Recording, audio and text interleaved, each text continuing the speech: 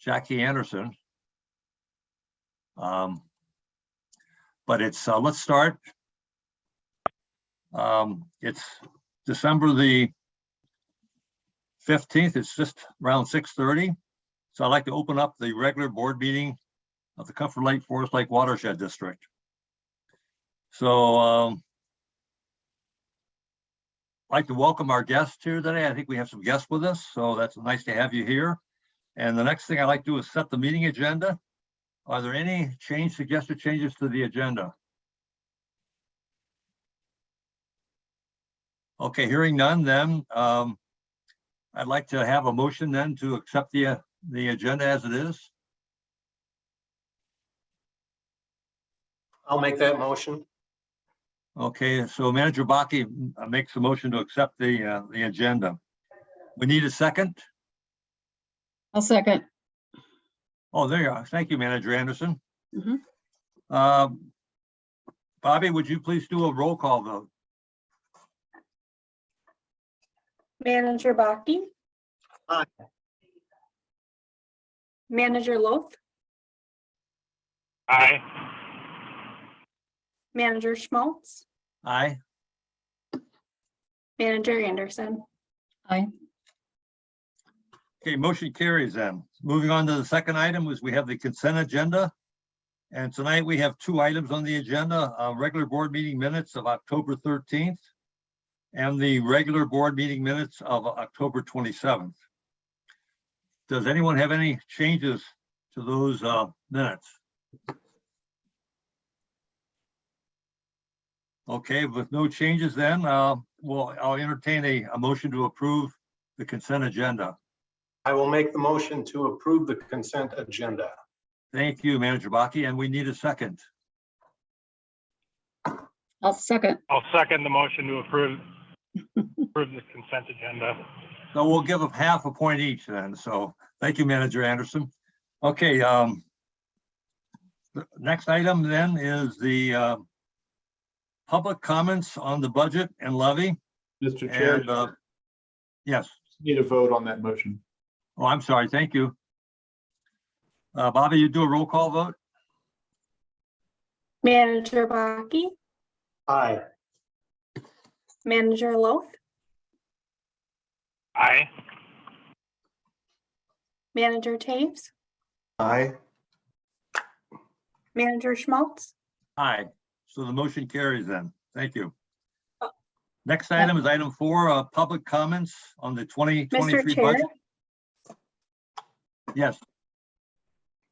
we skipped over Manager Anderson during the roll call. So Manager right, go ahead. Anderson? Aye. Manager Anderson? Aye. Thank you. Okay, so now it passes unanimously. Thank you. Item 4 then is public comments on the 2023 budget and levy. Does anyone in the audience have any comments on the budget, or do we have any type of a presentation? Mr. Manager, President, yes, we do have some materials. I can share my screen if you want. So Mr. Chair and President, or President and managers. So this is our annual opportunity for public comment on the budget and levy. I have just a few slides I will share for just an introduction, but I'll keep it quick because I know we have a full agenda. So it's the most wonderful time of the year. It's when everyone's tax statements are starting to come out, and that might be raising some questions. So the Washington County ones just came out, and Chisago, not quite yet. I talked with their county staff. They said those aren't available yet, but got some information on at least Washington County to present. So just to recap, our total expense budget that was approved was 4.9 million. We were able to keep the levy flat for 2023. We didn't increase it compared to 2022. We're supplementing revenues from grants and partnerships, as well as financing with the Clean Water Partnership zero interest loan. Now, even though the levy is not increasing, a lot of residents in Washington County are seeing an increase on their tax statement. So this has to mean if some people are increasing, it means others are decreasing. And in general, residents, single-family homes are increasing, and businesses, commercial properties, and multi-residential like apartment buildings are seeing a decrease. And so first to clarify, on the 2023, the proposed tax statement, you're not going to find Comfort Lake, Forest Lake Watershed District. They don't have us itemized out. We are included under special taxing districts, us in the county CDA there. So that total adds up with those two. It's that total that, so you see for 2023, that's 2453 for this just random tax that was pulled. It's about on average taxable market value, this randomly pulled statement. So that's where you'll find Comfort Lake, Forest Lake Watershed District, other special taxing districts, not other levies or voter approved levies. This is the school district up here. And so in these slides, they'll be online and you can review them later and just to kind of compare. But here it shows the increase that this kind of average home is seeing. It's a 5% increase for just the Watershed District, a larger increase overall. So they're seeing increases across the board with the other taxes. And the Watershed District in this example actually has the smallest increase for this one. And so here's a slide that I pulled from a Washington County presentation that their staff gave earlier. And the big takeaway is that taxes, what I said up top of residential homesteads, their values have gone up more significantly than compared to the commercial and apartments. So their taxes are going up more than commercial and apartment. Here's, this will be posted online, the link to their full presentation by the county. I think the conclusions are, the Watershed District kept our levy flat, but that doesn't mean that it's totally flat for everybody. The county, we basically just give them the number for them to collect, and then they have their own calculations for how that's distributed among all the taxpayers.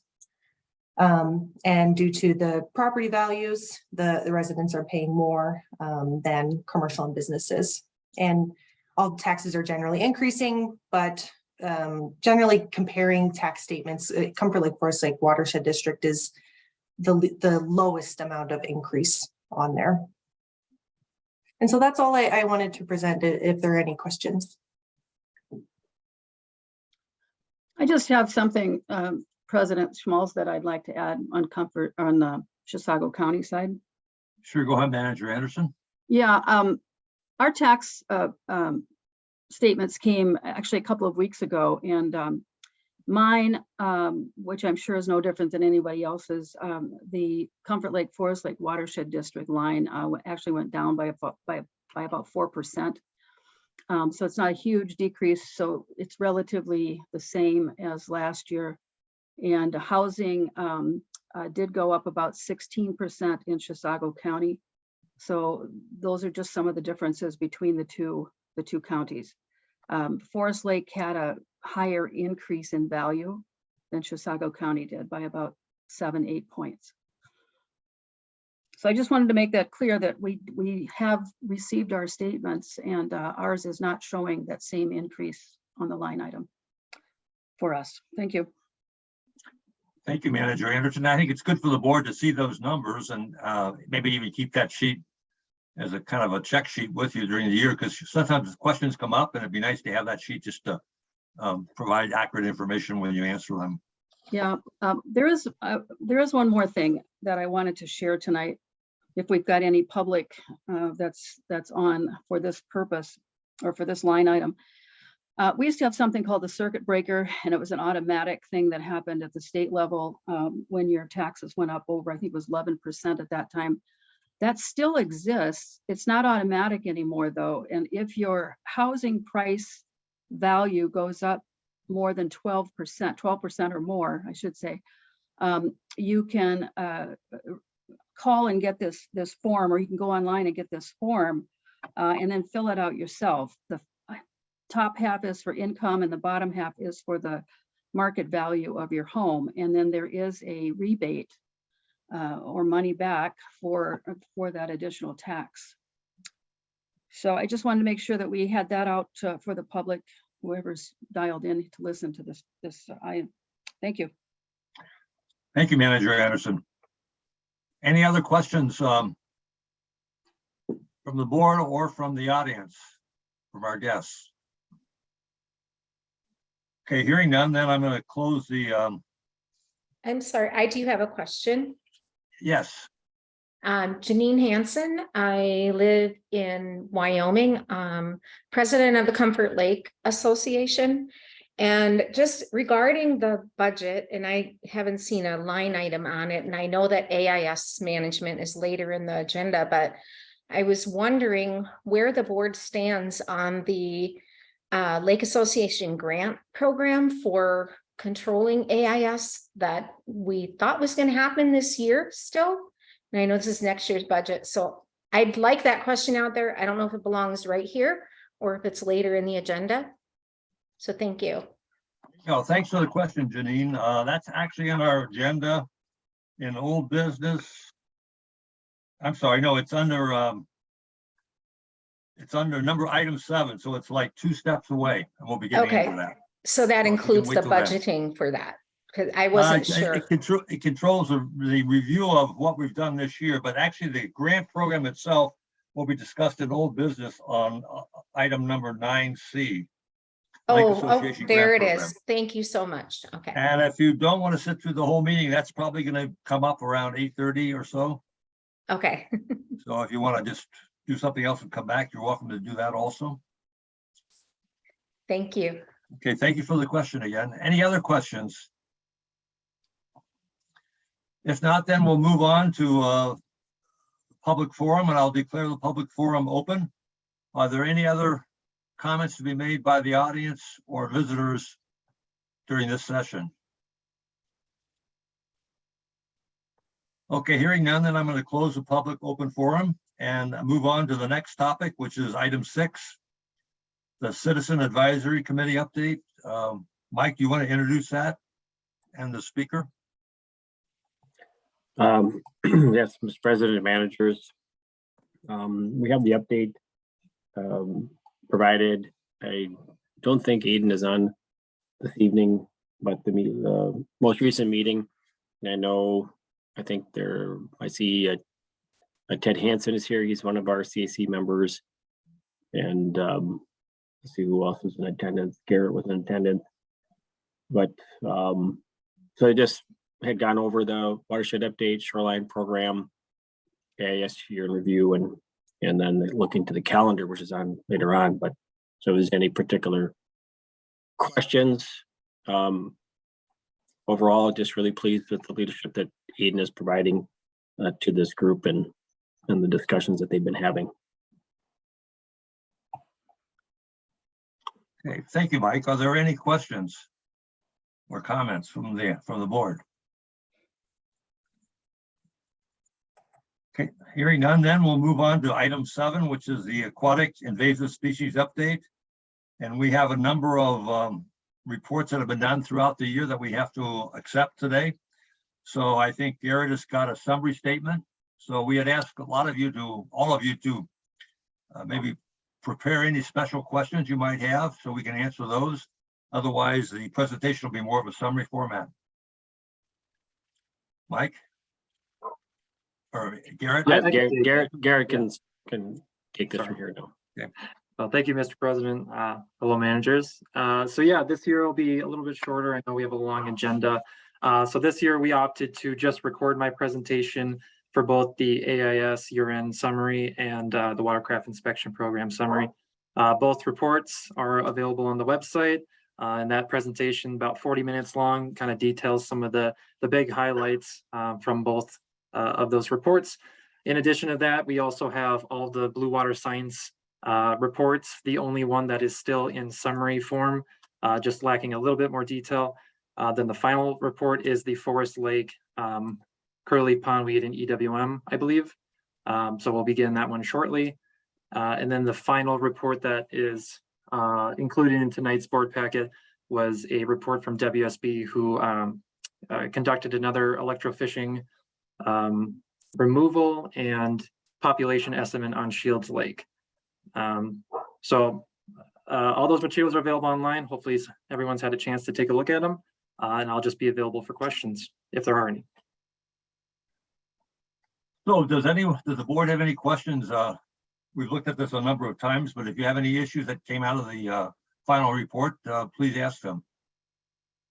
Chair Schmaltz. Yes, Manager Rocky here. Manager Baki, go ahead.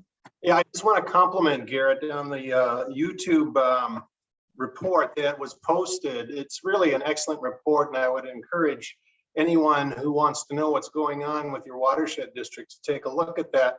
It's specific to the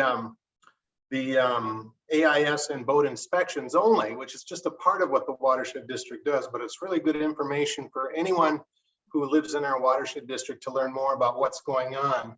And I did post that link to the Facebook presentation on our Bone Lake Association Facebook page, and encouraging people to take a look at that. So I just wanted to pass that on, and just kudos to Garrett for doing a nice job on that. Thank you, Manager Baki. Yeah, thank you, Manager Baki. And again, that's a good suggestion. We should probably maybe remind the other presidents that this is available, and it would be something nice to send out as kind of a year-end recap of all the activities that have gone on to protect their particular lakes. Any other Absolutely. questions? I'm just wondering, this is Jackie Anderson. I'm just wondering if Garrett has any highlights that he wants to point out to us. Sometimes that helps. If there's something in the reports that he wanted to call attention to. That's a great question. As you know from last year's presentation at this time of year, I was very enthusiastic about everything. So just having to pick a couple, I would say that I'm pretty happy with the Shields Lake carp report that we got back.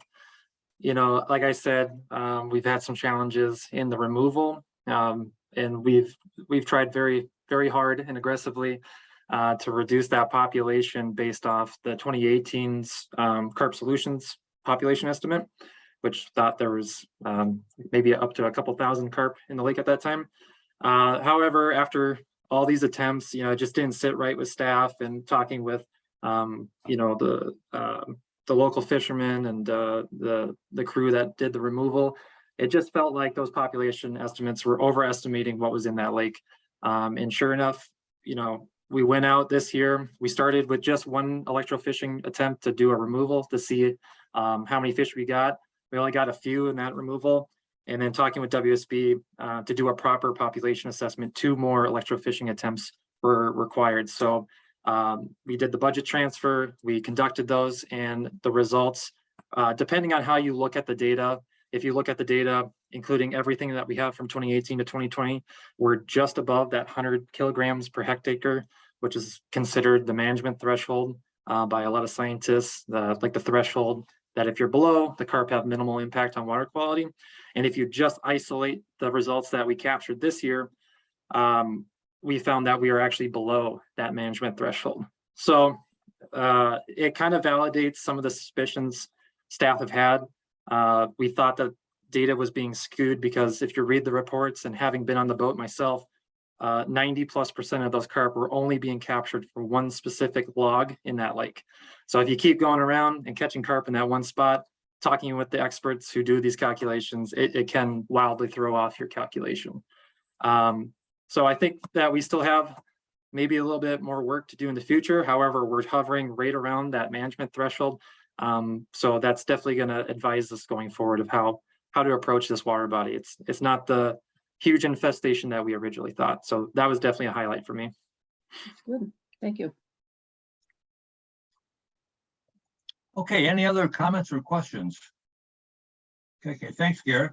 Had another great year. We appreciate the leadership that you showed on that program, especially in the watercraft inspection program. It was a tough one this year, and you pulled through that very, very with high marks in terms of keeping our staff on board and getting the job done in terms of meeting our quotas. So that was great. Appreciate that. Next item would be then new business, item A, permit 22038. Do we have to accept those reports or is that just? You know, I don't see information? anything, I don't see any recommendation to do that. I thought we were gonna, I think maybe we have done that before, but the memo doesn't call for that. Okay, Manager Kinney, can you comment on that? I mean, Minister Kinney, can you comment on that? I can jump in, I think. I think what we did in the past last year was to provide the board with these very large reports and let them have about a month just to look through them, especially all the Blue Water Science reports and stuff. And if there are any edits or things that need clarification, I could get edits back and then we can approve them at the following meeting. I believe that's how we did it. okay. Thank you, Garrett. So then moving to new business, item A, permit 22038. Mike, can you introduce that and make a comment on it, introduce the speaker? Sure. Not sure which Mike you meant, but. I meant can Mike handle Kinney, it. but that's fine, Mike, go ahead. Sorry. So permit 2203A, the community helping hand building addition. It's located west of Target and Forest Lake.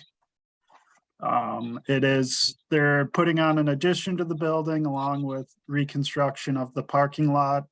So it's triggering our erosion control rule as well as our stormwater management. We're recommending conditional approval with receipt of financial assurances and a maintenance agreement. And then I have Greg Grasky is on. He can give the technical details for the project. Thank you, Mike. Yep, thanks, Mike. I think you did most of the job for me, so I appreciate that. If someone could scroll to the figure that's after the report, that'd be helpful for folks to see that. There we go. So there is a small existing building on site there, that area that's kind of encompassed by that dashed yellow line.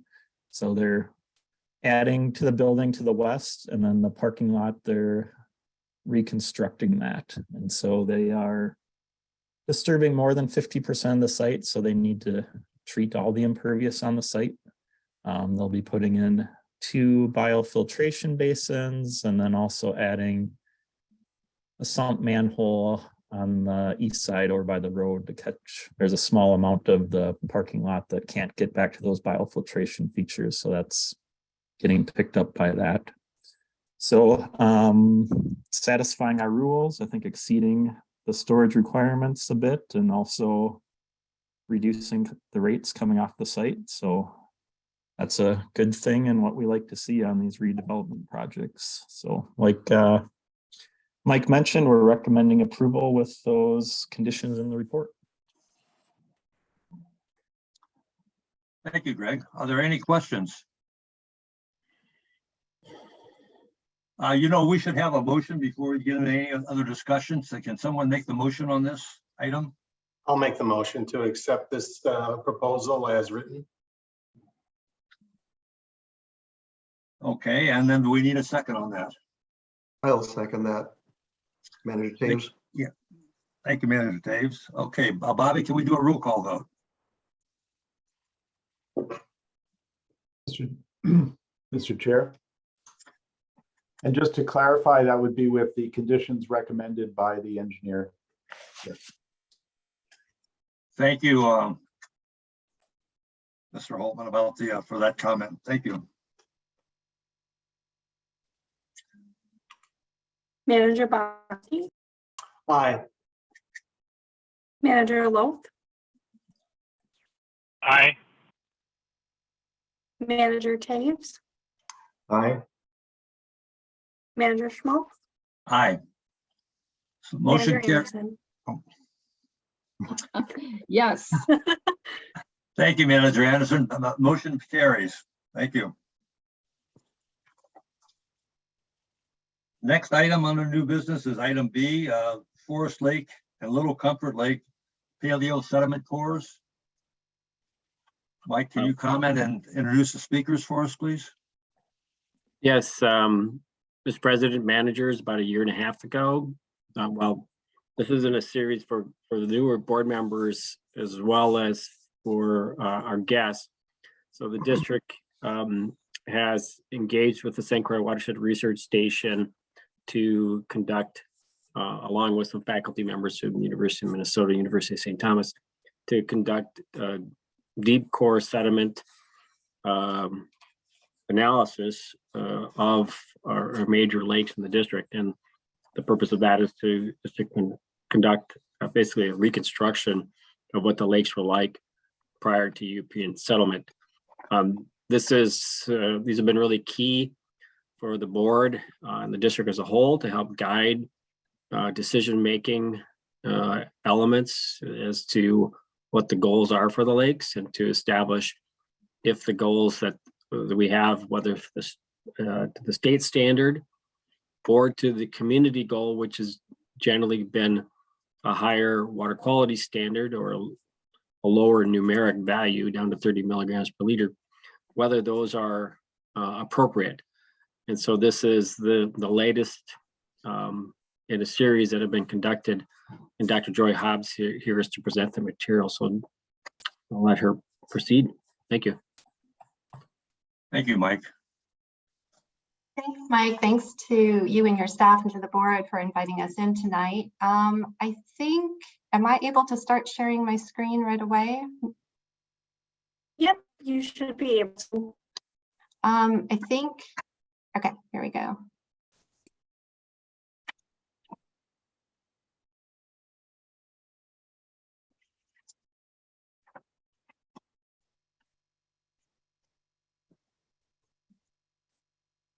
Okay, does that look good? Looks good. Thank you. Okay, so thanks for bringing us in tonight. As Mike said, my name is Joy Hobbs, and I'm an associate scientist at the St. Croix Research Station, and I'm going to be talking about this latest phase of sediment core work that we've just wrapped up on Little Comfort Lake and the 3 basins of Forest Lake. And as Mike mentioned, this was a joint effort between the St. Croix Research Station and Kevin Tyson and his students at the University of St. Thomas. And before I go any farther, I just want to give a real sincere thank you for the funding that you've provided. Really was able to train a number of students. Jeremy Helland at the St. Croix Research Station was he had just recently received his bachelor's degree and was working with us, and he got a lot of field and laboratory experience. And Leah and Tomas were undergraduates at the University of St. Thomas, who again received a lot of field and laboratory experience. And Tomas was even able to present the results of this work at one of the Regional Geological Society of America conferences. So thank you for that. And so I'm just, we've done a lot of analyses on all of these 4 cores, and I just want to take a few minutes tonight and not go through it extensively, but just kind of hit the highlights of what we found. And we're available to answer some questions, whether we have time here or we're happy to follow up with you afterwards as well. So the overall goal here was to use these radioisotopically dated sediment cores to reconstruct both the trophic and sedimentation history of Little Comfort Lake and each of the 3 basins of Forest Lake. And as I'm sure you know, both of these lakes are in the north central hardwood forest ecoregion and defined as deep. And so therefore the Minnesota state nutrient standard that applies to them is 40 parts per billion of total phosphorus. And again, I'm probably reviewing stuff that most of you kind of know here, but Little Comfort Lake is listed as impaired due to high nutrients by the state. It kind of hovers just above the state standard. And all 3 basins of Forest Lake are currently below the state standard, but the district goal is to bring those TP averages below 30 parts per billion. And so even though Little Comfort is listed and Forest Lake is not listed, I feel like all of these lakes are kind of hovering in this 40 parts per billion range. So a quick overview of our methods. All the cores were collected in spring to summer of 2021. They were radioisotopically dated with lead-210 so that we had good dating control on how old each of our sediment sections were. and we analyzed various biological and geochemical markers in the sediment. The focus here was really on changes over the past 150 years or so, basically the changes since European settlement, when we've had big impacts in the basin. And just kind of a point of interest here, we collected over 6 feet of mud in Little Comfort Lake, the same in the central and east basins of Forest, and about 3.5 feet of mud in Forest West. So a real kind of high overview of what we found in Little Comfort. We'll start with that lake. And for to kind of orient you here, the little red marker here was our coring site within Little Comfort Lake. So what we found was that there was a pretty sharp rise in the sedimentation rate starting in about the 1940s. And at that same time, right around the 1940s, biogenic silica flux increased. So that's basically a measure of diatom algal productivity. The total phosphorus flux to the core site increased, and overall algal pigment concentration all rose at this time and have remained elevated. The timing of that disturbance coincides with this highway construction between Little Comfort and Comfort Lake. So we see that we're picking up in the sediment record that this was definitely a big disturbance in the basin, and a lot of these proxies have remained, or a lot of these parameters have remained elevated since that time, perhaps due to then increased development in the watershed since then. So that's kind of an overview of what we found. To dig into those results a little bit, I'm not going to show all the plots, but just a few. So here we're looking at the sedimentation rate in Little Comfort Lake. So just to kind of orient you, we have sediment accumulation rate here along the x-axis, and we're looking sort of back in time along the y-axis. And here we see that there was this sharp rise in sedimentation rate in the 1940s. We see peaks in the 1940s and another big peak in the 1990s. The rate has definitely come down since that peak in the 90s.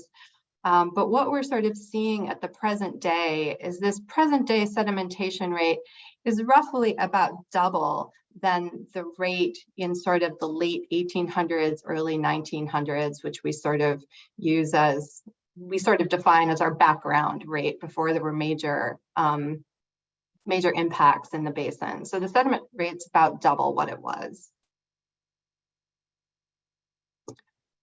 Another thing we'll look at is the sediment phosphorus in Little Comfort Lake. Here we're looking at date across the x-axis here and phosphorus accumulation increasing along the y-axis here. And what we see is, again, there's sort of that inflection point around 1940 with a continual increase since that time. What's really interesting to note here is this is the overall total phosphorus, and it's broken up by fraction, different types of phosphorus. The largest fractions here are this iron-bound phosphorus and aluminum-bound phosphorus, and these are readily exchangeable forms. They're easily available for biological uptake through internal loading. And one more plot from Little Comfort, I also want to show the algal pigments. And I know I'm kind of flipping through a lot of information here in the interest of time, but we're looking at, so these are pigments that preserve in the sediments from different algal groups. So it gives us sort of an indication of abundance of these different algal groups over time. And again, we're looking at concentration on the x-axis here, and you're going back through time on the y-axis. And I'm not going to dig through all the different algal groups right now. What I just want to draw your attention to is the pigments that are a measure of total algal production. And again, we see this big increase in the 1940s,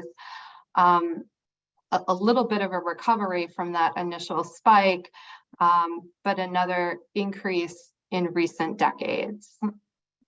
So again, we're kind of seeing the 1940s being this, where a lot of changes seem to have occurred in Comfort Lake, in Little Comfort Lake, sorry. So our recommendations for Little Comfort, I think what we can glean from the sediment cores here is that Little Comfort has long been a mesotrophic to eutrophic system. I think the total phosphorus levels have kind of probably always hovered around where they are now. I think it's really important for continued nutrient management and the excellent district monitoring program to continue to prevent deteriorating water quality. From what we're finding, we feel like it could be really challenging to bring Little Comfort down to the district goal of 30 parts per billion total phosphorus. So I'm going to switch over to Forest Lake. And again, just kind of a high level overview of what we found in Forest.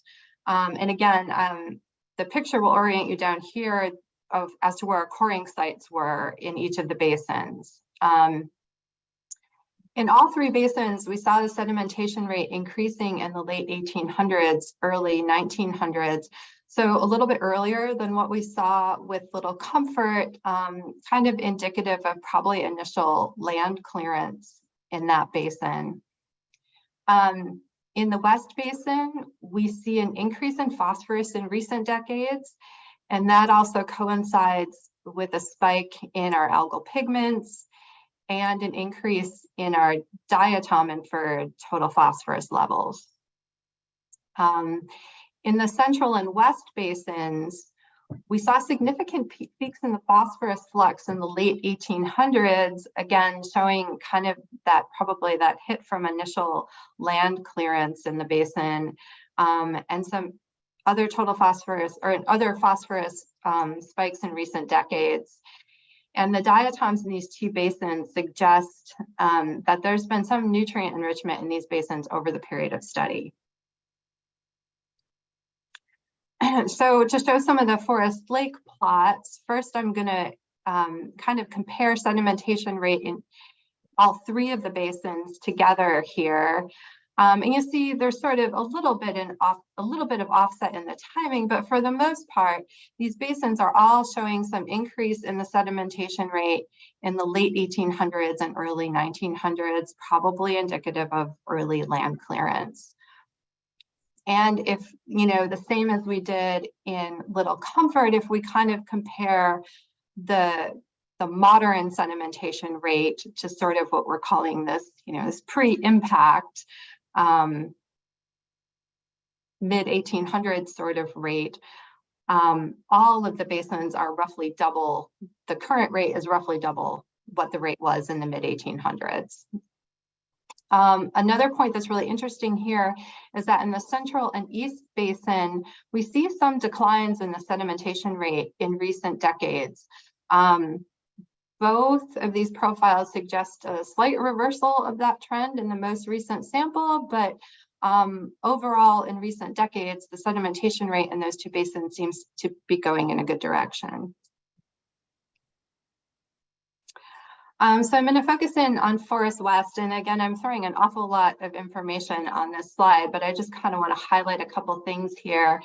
The bottom line for Forest West is that we have multiple proxies that are suggesting nutrient enrichment and increased algal production in recent decades. This plot here, upper left, is showing, again, phosphorus accumulation with date along the x-axis here. And again, I just want to kind of draw your attention to the fact that this is increasing in recent decades.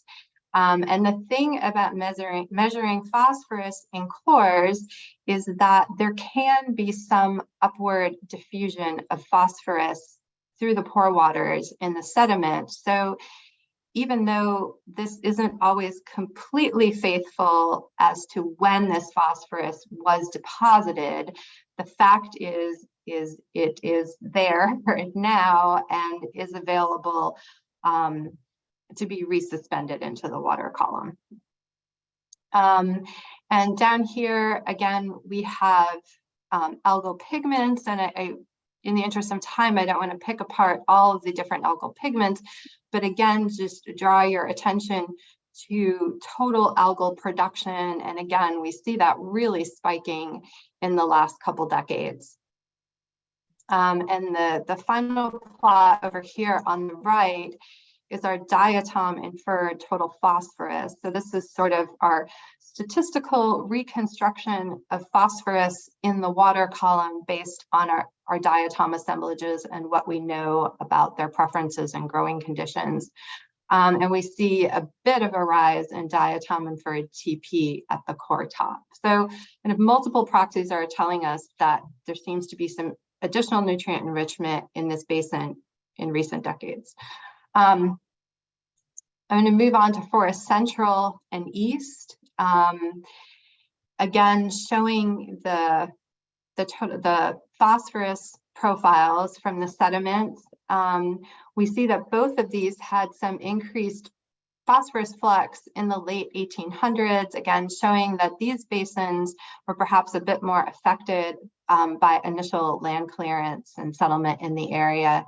And again, some sharp peaks in recent decades. And even though this may have been some diffusion through the pore waters, this iron-bound fraction is a continued threat as an internal loading source in these basins. One more plot from Forest Central and Forest East. Here I'm showing the diatom community assemblages. And again, these are individual diatom taxa, and we're looking back through time. And I know this is an awful lot to pick apart, but what I'm really just trying to highlight here is where I have these sort of blue circles. I'm highlighting taxa that suggest some level of nutrient enrichment. And you'll see that these taxa were present in the lake over the period of study, kind of indicating that there has been some level of enrichment over this entire time period that we looked at. And this is going back to the kind of mid 1800s.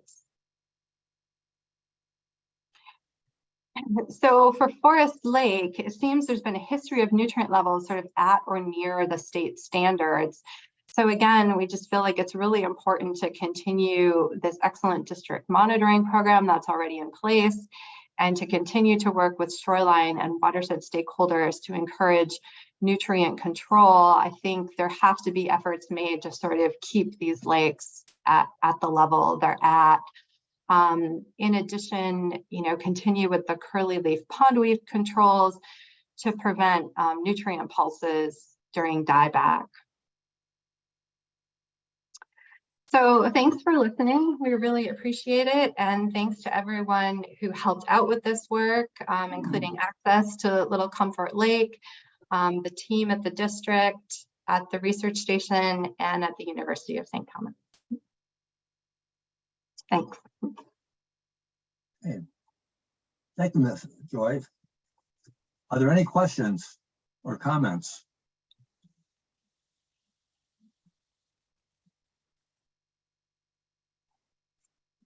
I have a couple. I just wanted to ask a question about the iron-bound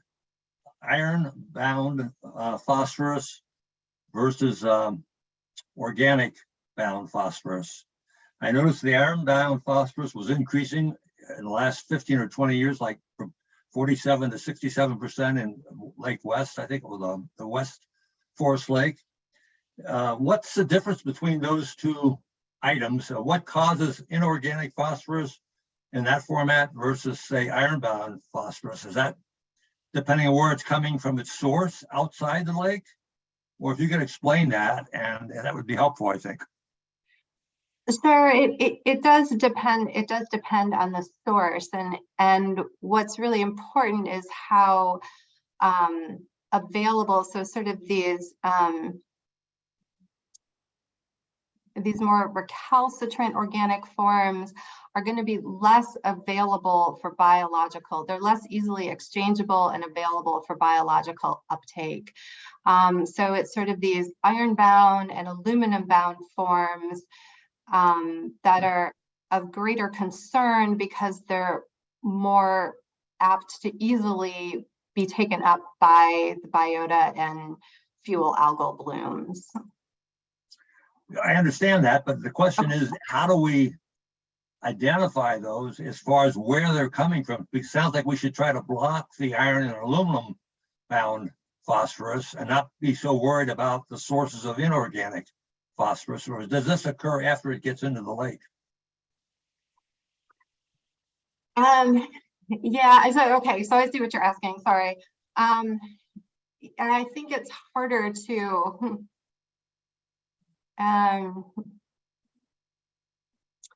yeah, Mark, you can jump in here too. I think it's harder to sort of. Yeah. Go ahead. Yeah. Thanks, Manager Schultz or Schmaltz. The actual the phosphorus typically isn't coming into the lake attached to, absolutely attached to these types of particles. There is some that's mineral bound that would come in on soil erosion or something along those lines. But it's really these loosely bound, iron bound, and the labile organic fractions that are really critical in what can happen to these lakes. And we look at these in the sediment cores because they're super important in internal loading processes that are going to fuel any of these sort of algal blooms in these lakes. The other forms are more of a permanently held thing. They're less mobile in the cores, but these others can move in the cores. So, and here's the problem that we have when we manage lakes is that when we do stress them with extra nutrients, they don't just dump those nutrients and say, well, that was a bad year, let's start over again. They hold those in these sediments and in these forms that are highly mobile. And it's one of these things like you don't manage your lake for next year, you manage it for your grandchildren, because it's very difficult to remove this phosphorus that's in play in a lake. But it's not, we wouldn't be able to say, we obviously don't want erosion to come into the lake. But the other forms are, forms that are biogeochemical that are happening within the lake. So the organic forms represent dead algae that have sunk to the bottom of the lake and are being chewed up by bacteria. The iron and the aluminum are geologic constituents that are in your lake that are wanting to bind to phosphorus.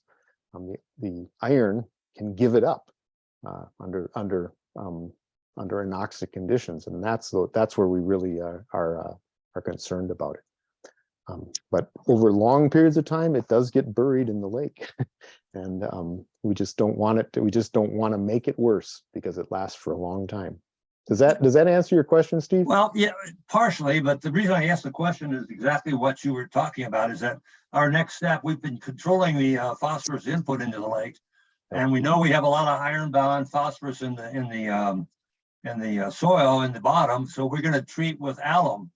So alum treatment ties that up, and as long as and especially if it's not anaerobic, then it's going to stay down there. So, but my question is, if it continues to come in, maybe what we should be doing is attacking the source of the iron or the aluminum in the lake, as opposed to trying to prevent more phosphorus to come in.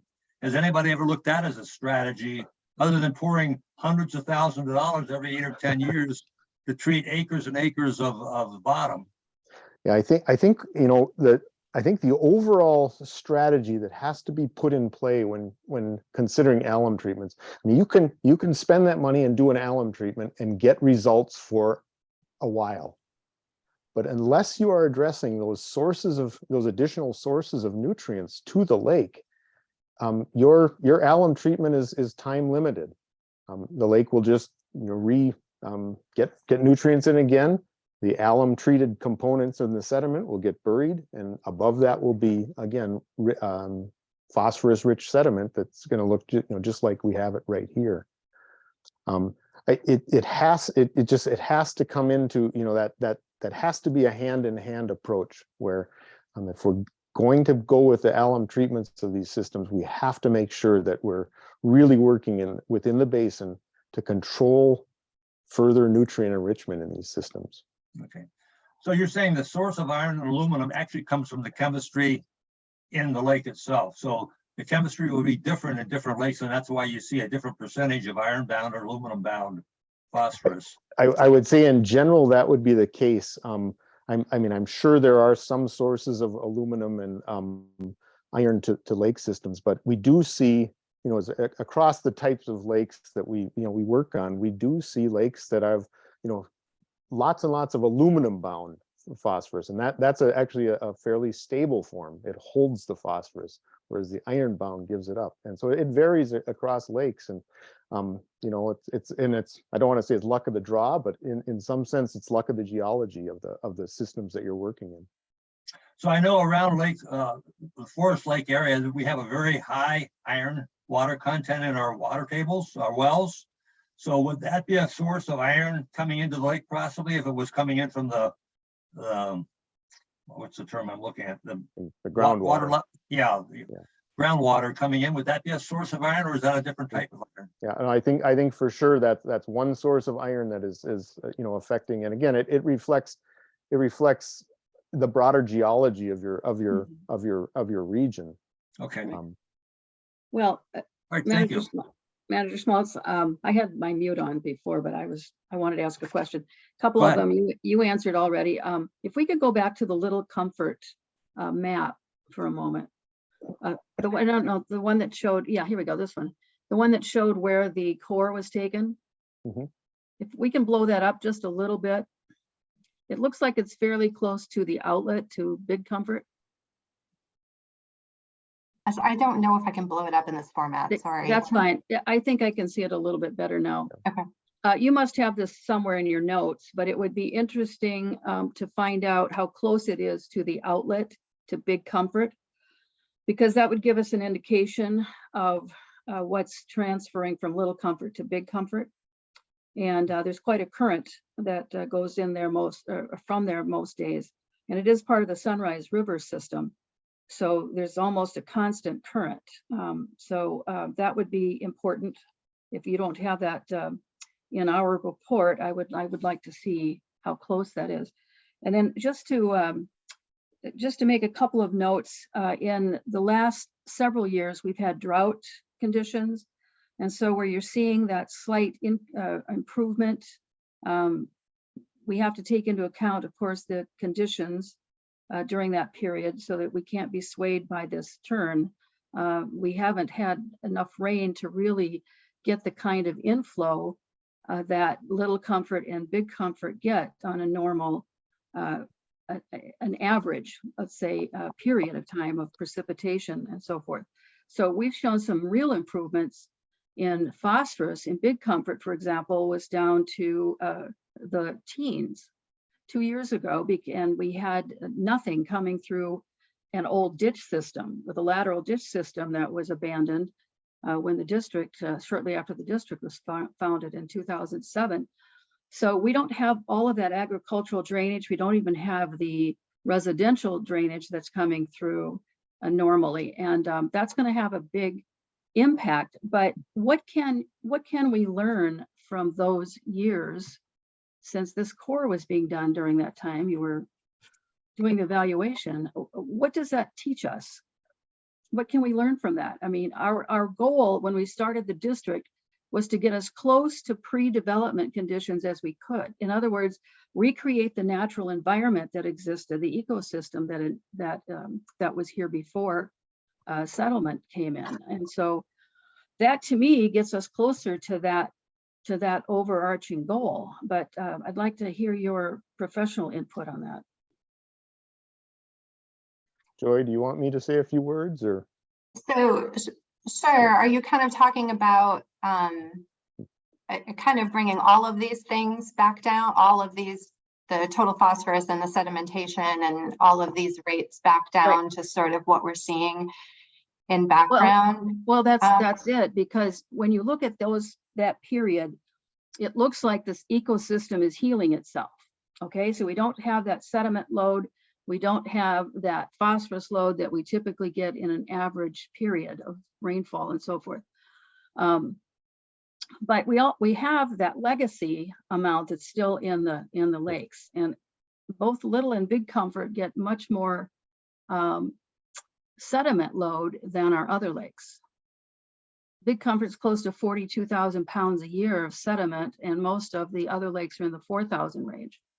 So, but we are part of that river system, so a lot gets washed down the river system, but we don't want to keep sending bad things down to the St. Croix. But it does help. It does help relieve some of that intense burden that we're getting. Comfort's a small lake, so that's a lot of sediment to be pouring in.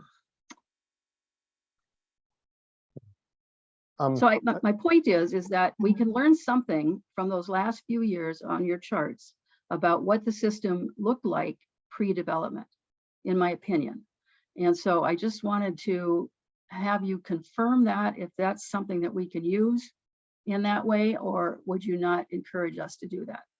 Well, I guess I'll say a few things and I'll let Mark chime in too. I mean, I kind of want to spend some time thinking through a little bit more what you're asking, but my first thought is that, there were obviously some shakeups to the system during this time and, during this 1940s, and we've seen some recoveries. My gut feeling is that there have been too many probably changes in development in the watershed to use the 1800s marker as a reasonable management goal at this point in time. Again, I kind of like to think through it a little bit more, but my initial thought would be to use more of these recovery periods as kind of your more realistic management goal. I mean, I do think with the development that is in the watershed, trying to bring things all the way back to what they were in the 1800s may not be completely realistic. Mark, do you have other thoughts along those lines? Yeah, I think I can agree with what Joy is concluding from that, that our lakes aren't the same as they were 150 years ago. And I think it's really difficult to expect us to be able to get back to that absolute condition. Just one quick clarification, Manager. When we choose our coring sites in a lake, we look at the depth profiles of the lakes, and we need to find the right area to take a sediment core. We can't be we got to find the deep hole or where there's a larger flat basin. And in Little Comfort, it does happen to be over toward those deepest areas of the lake happen to be over towards the highway, and yes, over towards that outlet. The lake level does come up. It's not like a trench from that deep hole that goes through the through the culvert. But you also raise a really good point about these sort of variation. We have had 2 very dry years, and there's a full expectation that there may be very little flow coming from Little Comfort into Big Comfort, such that Little Comfort is acting as a bit of a trap and not providing any sort of sediment load to Little Comfort. These are the variabilities that we have to that we all experience in our lives in the environment, and they do provide some clues as to what what these lakes might function like in in sort of a different hydrologic regime. Right. So. All right, thank you. Okay, any other questions? Chair Schmaltz, Manager Baki. Yes, Manager Baki, go ahead. I just wanted to thank Mark and Joy for presenting this information to us tonight. And I guess what I've learned from it is in reading your recommendation to encourage nutrient control and Mark's comment about you don't manage the lake for next year, but for your grandchildren. I guess that makes me really think about how important education is to the folks who live in the Watershed District and how they play a part in what's going into our lakes. We've got these green trucks going around our lakes trying to sell contracts to treat lawns, and that's kind of the battle we're up against, is how do we educate people to be more conscious of what they're doing to their own yards and how that impacts the water in our watershed. So thank you. This kind of reinforces my my belief that we need to continue to reach out to our public and try to inform them as to what our best practices. Good comments, Manager Baki. Thank you. Any other comments? If not, then I want to thank Joy and Mark for their input. It's really fascinating stuff, and hopefully we can share this with the public at a later date in a much more simpler form as part of the education process. Things change, and if you don't make changes ourselves, it's going to continue to change on the downside. So thank you. Thanks for having us. Oh, yes, we need to have a motion now to accept the Forest Lake and Little Comfort Lake Sediment Core Report. Can someone make that motion? And please repeat the motion. I will make the motion as presented. Okay, thank you, Manager Anderson. And then we need a second. I'll second that. Thank you, Manager Baki. Okay, roll Manager call vote. Tate. I mean, Manager Tate, sorry. Bobby, you want to do a roll call vote?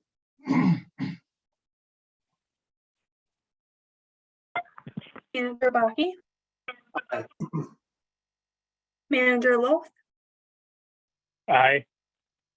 Manager Taves, Aye. Manager Schmaltz, Aye. Manager Anderson. Aye. Okay, the motion carries. Thank you.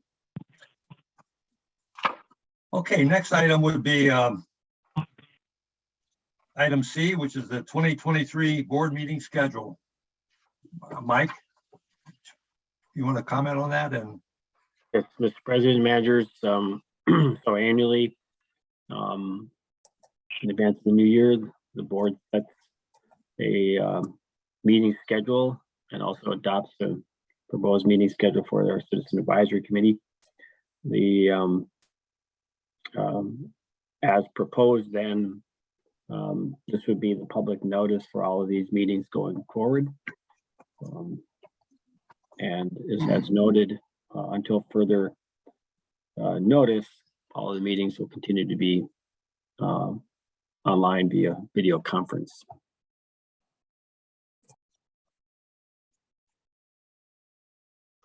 so the action step here, Mike, is to what? Accept this as our schedule for next year through a motion?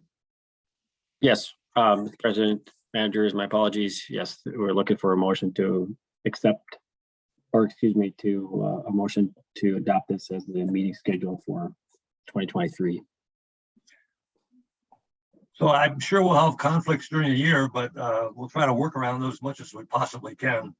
But I think we're going to stick to the same formula. So I guess we'll need a motion then to accept the calendar for the 2023 meeting schedule. I will make the motion to approve that. Let's make that a 2023 board meeting schedule. To update that. Thank you, Manager Taves. And then we have a second. I'll second. Thank you, Manager Anderson. Bobby, can we do a roll call vote? Manager Baki, Aye. Manager Loth, Aye. Manager Taves, Aye. Manager Schmaltz, Aye. Manager Anderson. Aye. Okay, motion carries, and we have a calendar for next year. Thank you. Next item is item D, the Climate Resiliency Planning Grant. Mike, can you Mr. comment? President, managers, And this is the yes, center? we have the calendar, but just noting, of course, for not only board members, but for members of the public, any special meetings will be scheduled and posted in accordance with the open meeting law. This next item, Climate Resiliency Planning Grant, per the change to the governance manual. Any grant application for 40,000 or more would need to be approved by the board. So in anticipation of that, we had looked to do this last year in partnership with some others, but it didn't go through. And they're not really, the other entities are really not in the same position as the Comfort Lake Forest Lake Watershed District is, regarding several elements of background material to help support the grant application. So after consultation with them, the recommendation is that we would pursue a MPCA climate resiliency planning grant just through the district solely. And so there is a recommended action, and staff's recommendation, of course, is to approve it. Thank you. I will make a motion to accept the planning grant as presented.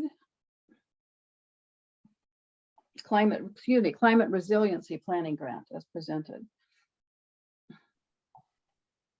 I will second that. And we need to also execute the grant agreement as part of the motion too. And that, well, that's as presented, Steve. It's the entirety of that. all right. I can read it if you'd like, but it's No, that's there. fine. That's fine. Okay. And we got a second by Manager Taves. That's correct. Thank you. So Bobby, can we do a roll call vote? Manager Baki, Aye. Manager Loth, Aye. Manager Taves, Aye. Manager Schmaltz, Aye. Manager Anderson. Aye. Thank you. The motion carries. Next topic is the new business is E, the Bone Lake Northeast Wetland Project closeout. Mr. President, managers, again, this is an action item, fairly straightforward. District had applied for a Clean Water Fund grant several years ago. We had a contract. We've completed the project last, well, the majority of it was last winter. And now we're looking to accept the engineer certificate of completion regarding the work with this particular contractor. There are some funds remaining in the grant, and there's some work that could be done then on that field where we put the materials just to enhance that a little further. And Emily had worked through with Bowser staff to get that at least tentatively approved. So we'll look to try to do that in 2023. But otherwise, again, this is an action item, and staff recommendation is to approve it. Thank you. Any questions or comments? Chair Schmaltz, Manager Baki. Yes. Mike, can you just elaborate a little bit more on what additional work could be done with the money that's available? Mr. President, Mr. Baki, so the work would be regarding some agricultural best management practice. So the field was in extremely poor condition, as you may recall, some years ago, to the point where the farmer that was farming it literally said, "We don't want to farm it anymore," because they didn't even bother coming in and harvesting the last crop that they had planted that year before we took it over. And the pH levels were the lowest that I'd ever seen in any field. Like having done over 20,000 acres of nutrient management planning a year for many years, it was pretty astounding. So having now slowly brought up both the organic, because we immediately tried to get it into a grass just to stabilize the soil, which has been working, but to try to work with the current owners. It has been passed down to the 3 adult heirs, the children, and trying to work with them. But we would like to potentially put it into a hay crop as well, and or start working with a longer term project with them, either under their ownership or if they're interested in selling, for us to potentially apply for a grant and through the Clean Water Partnership Legacy Funds to have a more permanent either prairie restoration or something. But we're not really in a position to want to invest those kind of dollars without certainty of what the future would bring. So they're not in any hurry to part with it. But I guess my inclination is that they're not also, none of them are planning to move out there, or, they're just holding on to the property for now until they, I think just really some time passes, and then I would anticipate that they may want to do something differently with that. they're just really undecided. So we're just trying to do some basic practices out there to further enhance the, I guess, the diversity, but also there's some woody vegetation and things coming up. And so we want to try to also manage the invasive species that are coming in that area. So because we were not doing much to begin until we got some of this other stuff completed, but it's in a much better condition than what it was 5 years ago. Yeah, thank you for clarifying that. I know at one time there was discussion about the University of Minnesota having developed a special planting that could be used in that field. Do you recall that at all, Mike? Oh, yes. Right. It's kind of, it's a perennial wheatgrass. So, so rather than a wheat, normally it's just an annual. This is one that you would plant and then so it was done, it was produced under the Forever Green program. But and one of the things with that is that you need to plant it into a legume like a clover or alfalfa, and clover would be best suited considering the soil types for a couple, 3 years before you can then, before they would come in and partner with you to do that. So it is on our radar, but we also know the dynamics in which the conditions of the field need to be in, prior to pursuing that. And I'll think of it as soon as I stop on this conversation, I'm sure. Great, thanks. Okay, thank you. Can someone make a motion? I I'll will make move a to motion accept. to accept the engineer's certificate of completion and authorize final payment to the contractor. I'll second. Thank you. Any other discussion or comments? Okay, hearing none, then Bobby, let's do a roll call vote.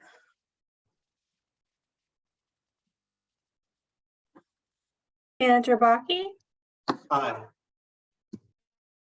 Manager Loth, Aye. Manager Taves, Aye. Manager Schmaltz, Aye. Manager motion- Anderson. Aye. Thank you. That motion carries. And the next topic is we're moving to old business. The first item A, is the 2023 staff work plan and the administrative review. Mr. President, managers, as requested last time, so we put this out in November for board review with the intention of approving it prior to start of 2023. Our work plan was developed off the 2023 budget, all the line items and forecasted activities. That being said, we know the only thing that's constant is change. And, our progress metrics have shown very continuously that we have often encountered new things either through either being opportunistic or weather related, things like that have altered the course of what we do. But this is the forecasting of the way we see it. One item that was requested to be added, and I think it was by Manager Baki, was to add a line under for reporting for the administrator to report to the Board of Managers on performance metrics. And so on a schedule to be determined by the Board of Managers. So I've been working with Ellen Hendricks, and in fact, we spoke yesterday about this, and our intention is to work next week to put together a schedule, and then I'll also put together a revised, well, I'll present to the board here. I guess my goal is before the end of the month, both a summary of what we had previously adopted. I'll send out the recording from last May with Eric Smetana from Gallagher, and also then at least a draft version of what the 2023 goals would look like for myself. And well, I'll just add a few more things to that, but for now, this agenda item was to include a line for performance metrics. And the action item is to approve the staff work plan overall. And once again, staff recommendation is to approve it. So Mike, do we have to have the timing for that performance metrics as in the work plan before we approve it, or can that be added later?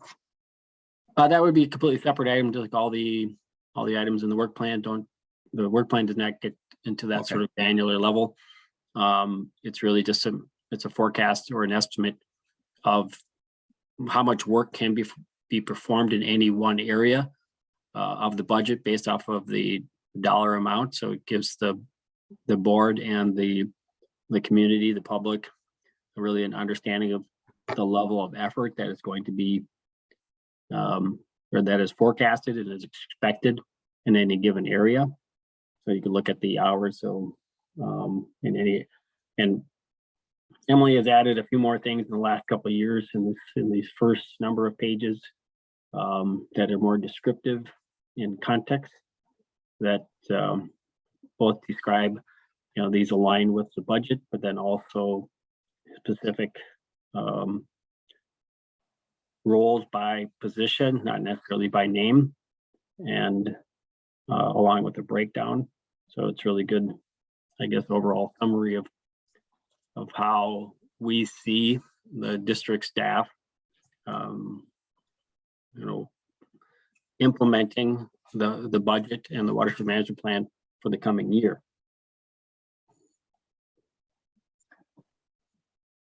Okay, so do we have a motion to recommend an action for the motion?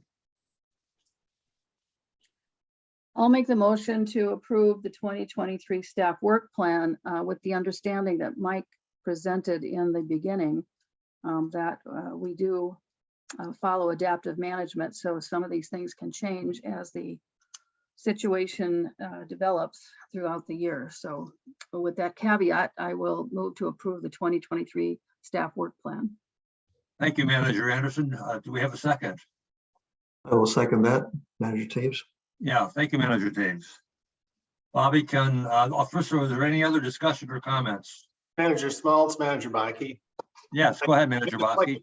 I'd just like to clarify again that based on Gallagher's information and what we had talked about, was that the administrative reports are a part of our regular board agenda, and that this would align with that report. And so that Mr. Kinney could use that time to kind of give us updates as to progress on his own goals that are aligned with our overall plan goals. So I just wanted to clarify that, and I hope that's clear, because that's the way I understood it, and I'm not sure if that's where we're headed or not, but that's my understanding. I think that would probably involve information that he provides in his monthly administrative report. Yeah. And then I thought we had also talked about, and we have to clarify this, but I thought we had also talked about perhaps having quarterly meetings with two managers to just discuss any particular aspects of the objectives and goals. So, but I think we have to finalize that, and I'm working with Mike on that right now. Was that your understanding, Manager Baki? Yeah, and I don't know if the quarterly meeting is really necessary, but if it's up to, I guess, the board and Mr. Kinney to determine that. I'm fine with that as well. Okay. So I talked to Mike about this a little bit here before the meeting too. I think what our goal is to do here is I think he's going to send out, as he mentioned, the work that Dave, you and Mike put together in developing the objectives and goals for this past year, 2022. And then of course, he's working on those for 2023. And then I think we'd like to hold a meeting probably in the first part of January, managed by or run by Gallagher. I think it's going to be Gallagher, to orchestrate the board to go through and complete the review against those objectives for 2022. That would be in a private meeting though, correct? Separate Non-public meeting, not a Yeah. separate special meeting, Jackie. Yeah, right. Probably Well- before the first meeting we have in January. Yes, but it would be a personnel meeting, so it's not Correct. public. Yeah, okay. Yeah, and so you would have all the information. You would come to the meeting prepared to make your comments and so forth. And then, but they would help organize and facilitate. No, I the get all meeting. that. No, I get all that. I think that's good. I was confused because it sounded like we were conflating the administrator review with the monthly administrator report. That didn't make sense to me, but now I understand it. It'll be a separate. It'll Separate use meeting. that as the basis in some areas, but it will be a separate review, personnel Correct. review. Okay, I got it. And that, as I understand it, there's also a little bit difference of opinion about how we do objectives and how we do goals. Yeah. So I think fine. at that point in time, we've got the 22 framework to work from. We can use that same meeting then. Hopefully, maybe if we run out of time, we have to have another meeting, but to finalize what we mean by objectives and goals and how much details in there, et cetera. Sure. And Eric and Gallagher would help us do that also. Yep. And that would, hopefully we'd have that firmed up by the end of the month for 2023. Sure, that makes sense. All right. Everybody okay with that? Okay. All right, Mike, any other comments on that, or is that okay with you in terms of how we're going to proceed? Yes, thank you for the discussion. Okay. Okay, so I think we have a motion, don't we? This is already passed, hasn't it? Did we do a roll call vote? I think we did. There was a motion. I don't believe there's been a vote. No vote? No. Okay, we have a motion with no vote. So Bobby, do you want to do the roll call vote for this recommended action? Manager Baki, Aye. Manager Loaf, Aye. Manager Taves, Aye. Manager Schmaltz, Aye. Manager Anderson. Aye. Okay, the motion carries. Thank you. Okay. The next old business item is item B, Little Comfort Lake project and budget transfer. Mr. President and managers, so this is an action item. The district, we're doing actually a couple different things. Thank you, Emily, for reminding me when we, in development of this memo, that we had not made the transfer in the earlier year when we got that grant for the acquisition of that, what we're calling North Shore Trail Nature Area. That was initially we were calling it the Cranberry Lake Channel property.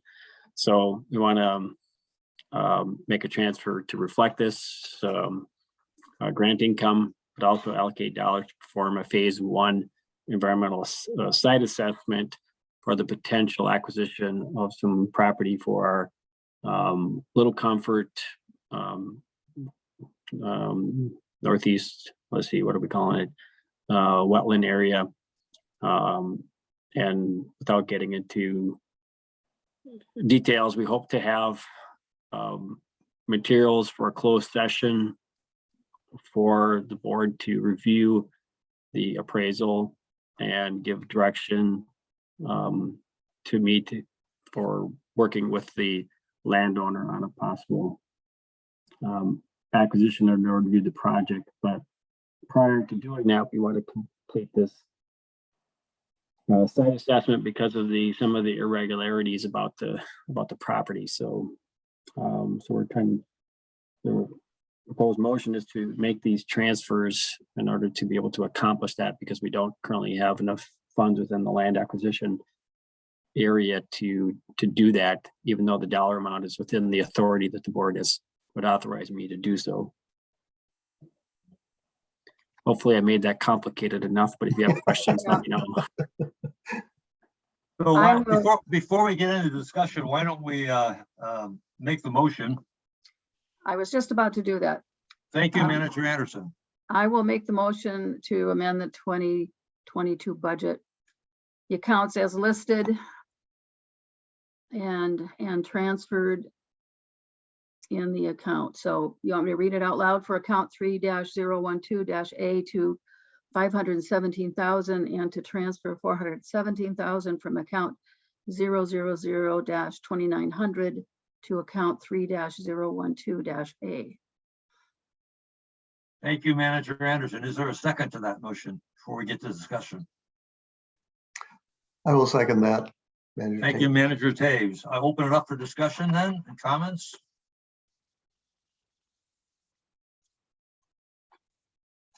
we've talked about this several times. I think it's a good idea and certainly is an opportunity that we should take advantage of if we can.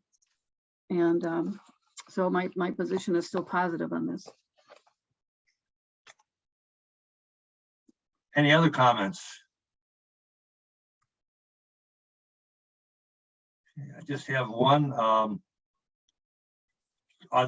We have a list here of criteria to go through and some due diligence that we have to complete, I believe, Mike. So that all has to be done too before we make a final decision on this. Is that correct? For example, one of the things that concerns me a little bit is that we don't have a clear, what's the term I want to use? Well, Clear Mr. right of President, access? correct, Mr. President, managers. So that's just an initial, that site evaluation criteria that was done by staff. That's the document that was, has been developed. It was actually been developed by Nick Banks previously as a kind of the ongoing adaptive management portion of our property or land acquisition. So that was an initial piece, but it also then, so that's just as an FYI for the board, kind of what our first take is, but it also has led us to make the recommendation to proceed with this environmental site assessment. So, so that was the overall impetus for it. And again, as noted, since the budget had already been used up for the other property acquisition at the first of the year, we needed to bring money back into that line item that from the grant dollars that we had received. And now we can proceed with the site assessment. Overall, the project, yes, is very encouraging, but we just want to be able to have some of these issues addressed. And one of the last items, as you have identified, is procedurally making sure that we have a good access. We think there's one already tied to the property. So we had a meeting on Tuesday with the real estate attorney.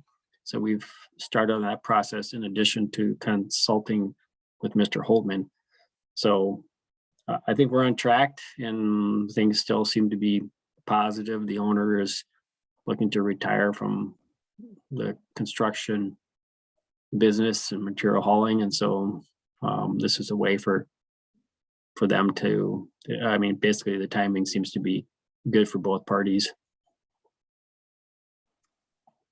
Okay, good. Thank you, Mike.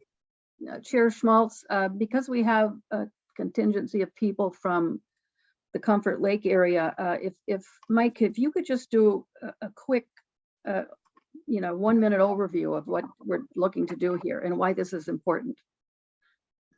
Sure, the district applied for a grant to do several types of projects in the Little Comfort drainage area. The area to the south of Little Comfort was largely what appeared to be landlocked prior to some tiling that was done even before the earliest aerial photography of 1937. And so, however, a lot of the land has now been developed around that drainage course under its current elevation.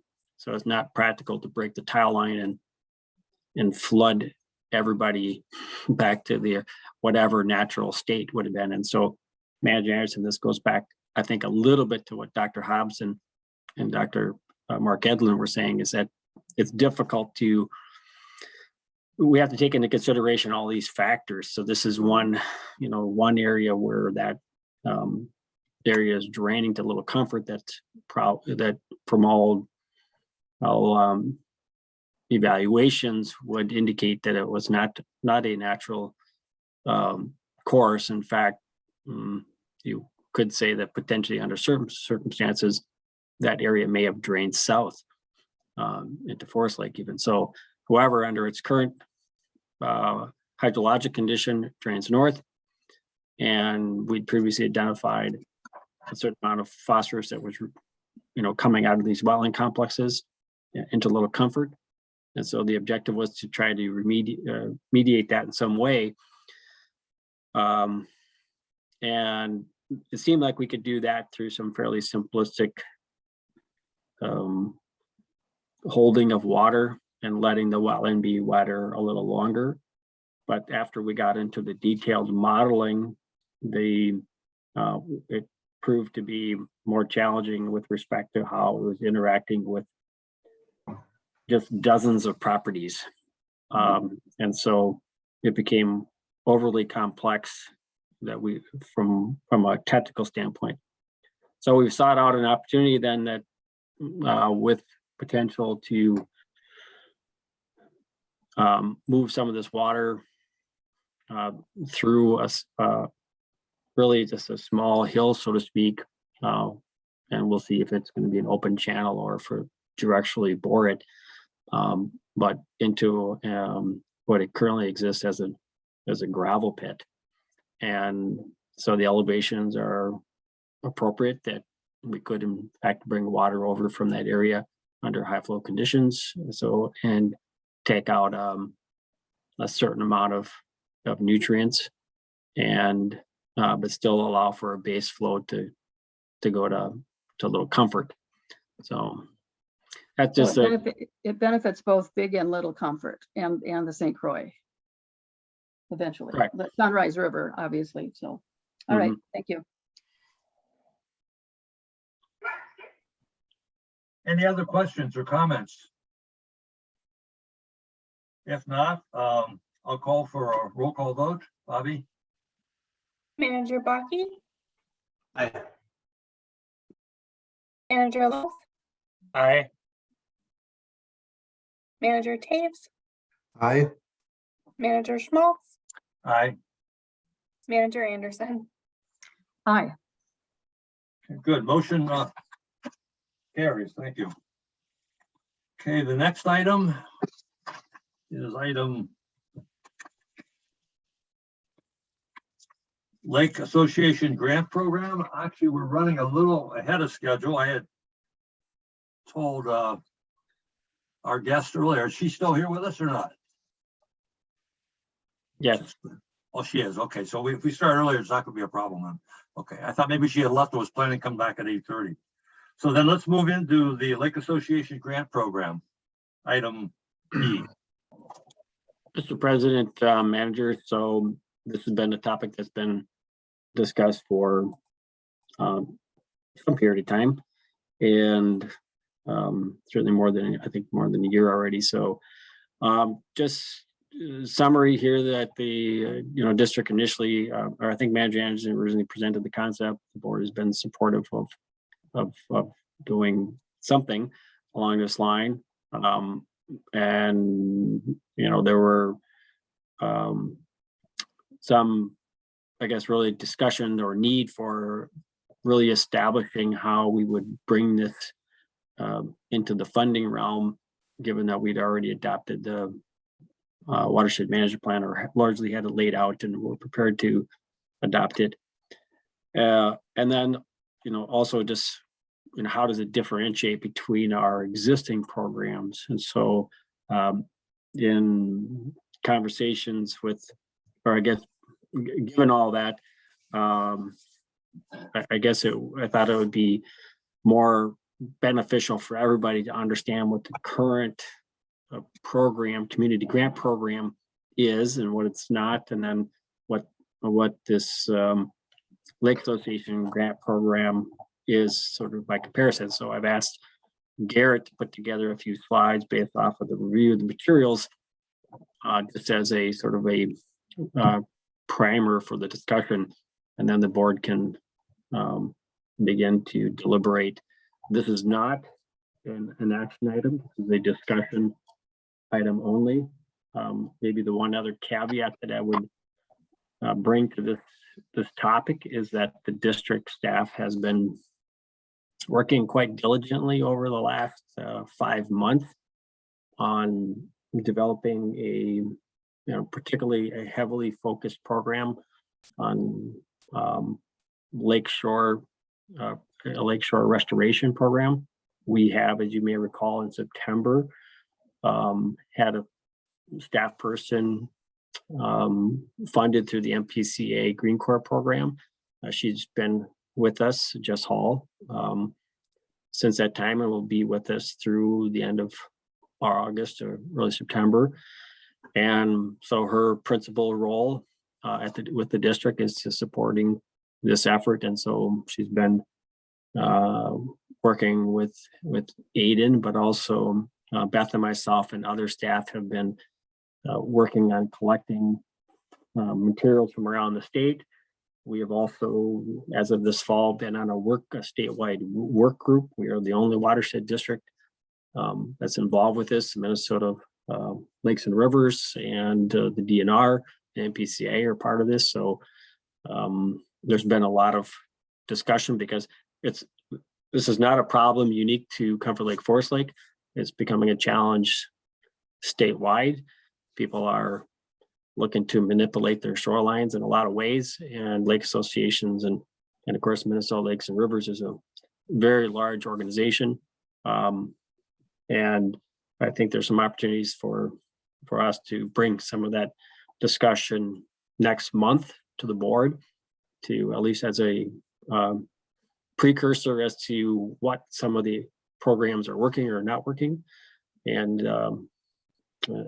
but this is more than that, I know. So, but I'll let Garrett at least kind of go through a couple of slides, and then again, we can start the conversation from there. Thanks, Mike. Let's see, share my screen here.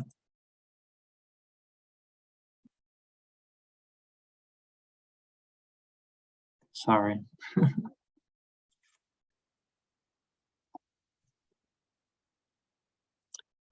All right, can everyone see that?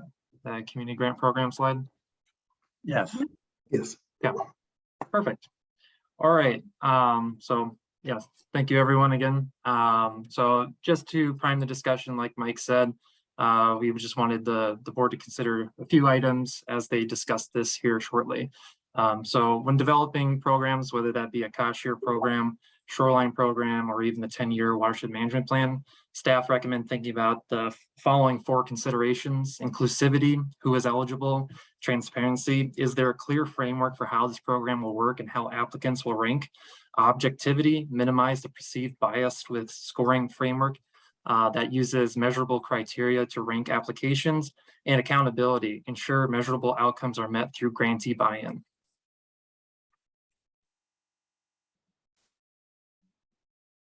This page lists only just a few of the key differences between staff's draft community / commercial cost share program and the redlined Lake Association grant program. With those previous considerations in mind, I'll just touch on a few of the differences. So the first one being open to several organizations versus just lake associations. This ties into the first slide, inclusivity. Who has access to these grant dollars? That's the big question. The second one, grant application evaluation form versus no evaluation form. Transparency, again, tying back to the first slide. Is the process obvious to the public and community on how and why an application was approved or not? 3, grant review and approval process. So a subcommittee who votes versus just board members. Objectivity was the third one on that previous slide. Approval is decided by individuals not associated with the project or project locations using a transparent and objective ranking form in the community cost share program that we developed. Fourth one, time reimbursal versus no time reimbursal. This goes back to accountability. Is there buy-in from the grantee? Most grant programs require some form of match, and the personal time would be considered in kind in most. And then just a couple other ones that we listed out of a few others that we didn't mention, but expenses incurred prior to approval are not reimbursable in our draft, and they are in the latter. And then funding had gone up in the red lines by $15,000 for Comfort Lake, whereas it was maxed out at $75,000. In ours, it would be $90,000.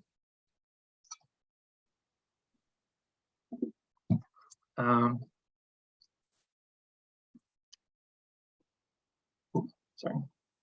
Is it still on the PDF? Yep, you're good, Yes. Garrett. Okay, sorry, I got tabs up and over. All right, so rolling into the next slide here, the district has been working on creating this Lake Association grant program for roughly 1.5 years, 2 years. And the challenge has been creating program requirements and ranking forms using those 4 criteria mentioned previously: inclusivity, transparency, objectivity, and accountability that ensure project outcomes are reflected of the district's watershed management plan goals. Additionally, some members of the CAC have expressed concerns regarding the public perception of this program and how it could potentially be seen as having a lack of accountability. District staff's proposed solution to this is to align our community/commercial grant share program with Bowser's requirements and ranking. So first off, Bowser's goals is the following, the top one. Clean Water Legacy Partners pilot grant program goal is to provide grants to expand partnerships to protect, enhance, and restore water quality in Minnesota by providing funding to non-government partners. Why should the district align with their requirements and rankings? Potential to leverage additional grant dollars from Bowser. Eligibility requirements and ranking criteria would already be developed and vetted by state experts. We wouldn't have to do that work. The state has already done it.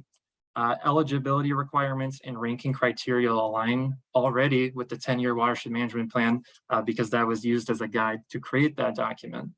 What would the district's role be in this option? The district's role would be to potentially leverage community and commercial cost share program funds and use that for the Bowser's 10% match funds. And then also staff would provide grant management assistance and project technical support. So the district could make slight adjustments to its existing community commercial cost share program to align the project requirements of that program to help applicants secure state funding. If approved, the district's program funds could then be used as Bowser's 10% match, which I mentioned, in addition to in-kind time provided by the grant applicant. Not only would this reduce the financial strain on the watershed district, but it could potentially provide the Lake Association with more funding than what the district could alone. So those are just a few thoughts that the district staff had just to prime the conversation. And I think just a Bowser Clean Water Legacy Partners pilot grant program, that's a mouthful, kind of overview. We have a couple slides from Emily.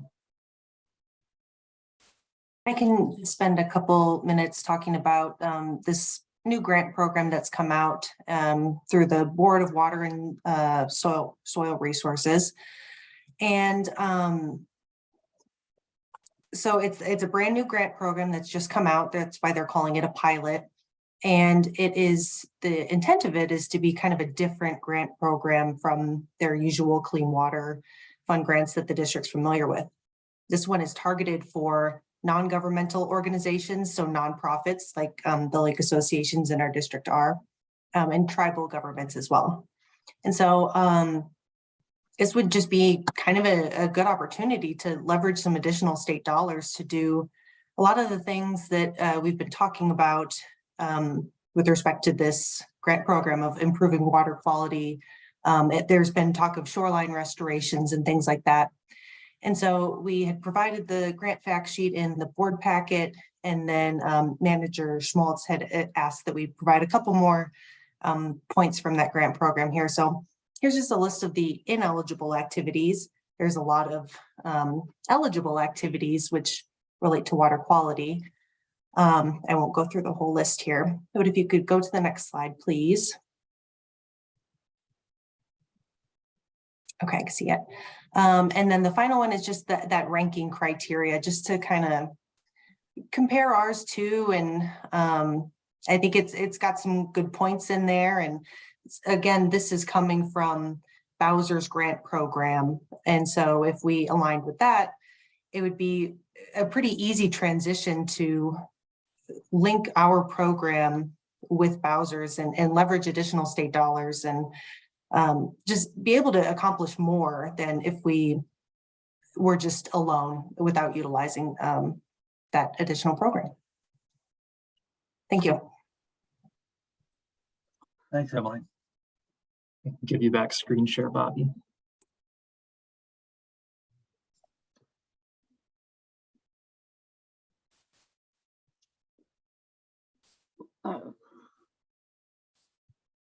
Are you done with the presentation? Yes, that was our introduction. Thank you. Okay. The limit on this grant program is what? The maximum grant award. Well, both that and the dollars available, the pool that's been set aside for this. Oh, good question. So with Bowser's program, they have $1 million available, and half of it is set aside for tribal governments. Half is set aside for non-governmental organizations or nonprofits. So Right. about $500,000 available for NGOs. And then I believe that the maximum grant award was 250,000, but I will confirm that shortly. Yeah. Yeah, I think the low level was 25,000, and it was 100 and quarter, 150, something like that at the maximum level. 250. According to the flyer, But it's that's 250,000. That's statewide. So you have 500,000 for all of the nonprofit lake associations in the state. So make sure that we've got that as part of the criteria. Mhm. Well, I don't know how you want to progress with this, but I think that I should have a little bit of a preface before we get into this. Is that agreeable to you, Chair Schmalz? Yeah, why don't you go ahead, Manager Anderson, then we can Okay. open it up for discussion. All right. I think everybody's read your letter and so forth, but Yeah. if you want to make some comments, you Yeah. certainly put a lot of time into this and, all right. Well, I haven't only talked to the Comfort Lake Forest Lake Watershed District about this either. I talked to Chisago County, and they did approve a program like this. And they're going through the process of setting it up. So that's going to take several months. And I'll be working with their team over there for their program. But Mike, I think, mentioned the Minnesota Lakes and Rivers Association. And they are really, really great advocates for the rivers and lake folks that are not in a structured local government, like a watershed district. And they, of course, have been advocating for access to clean water funds for lake associations for years now. And they've been very successful recently in the last 5 years or so in getting more money to open up. So I do want to make one thing very clear to everyone. This grant program is not a competitive program. And so a lot of the structure that was talked about in the opening deals with competitive programs. This is a dedicated fund. It is dedicated to lake associations. We have 3 of them. And so let's keep that in mind. So the program structure for a dedicated fund, just so everybody understands that, is it's made available for work in that particular area. So there isn't any competition with other nonprofits for that money. And so the criteria for evaluation and so forth doesn't have to be as strict and stringent as you would have in a competitive program. While this program from Bowser is exciting, it isn't a lot of money when you put all of the lake associations in the state against that $500,000 pool, because $500,000 has to be set aside for the tribal governments, as Emily said. So keep those 2 things in mind. The other thing that I know that there's been concern about is having the board deal with the review and authorization for projects that the Lake Association might have. And I just want to, I've said this before, I want to say it one last time, hopefully, but the board is involved in all kinds of policy decisions. And it runs the gamut from things that are in their area and things that aren't state or district-wide projects and so forth. And so I have no doubt about the veracity of our board members being able to look at something objectively. That's our charge. That's what we're here for. This is a program that, to me, is very similar to the programs that we have for agricultural situations.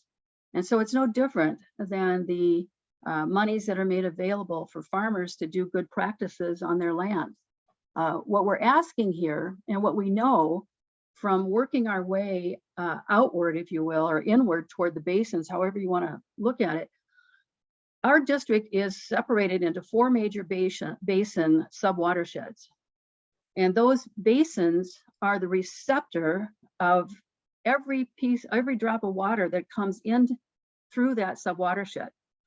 And so what we want through, and I'm talking we, exclusive of the district, but the design of the program was to do the same thing with our lake properties as we have done with our agricultural properties.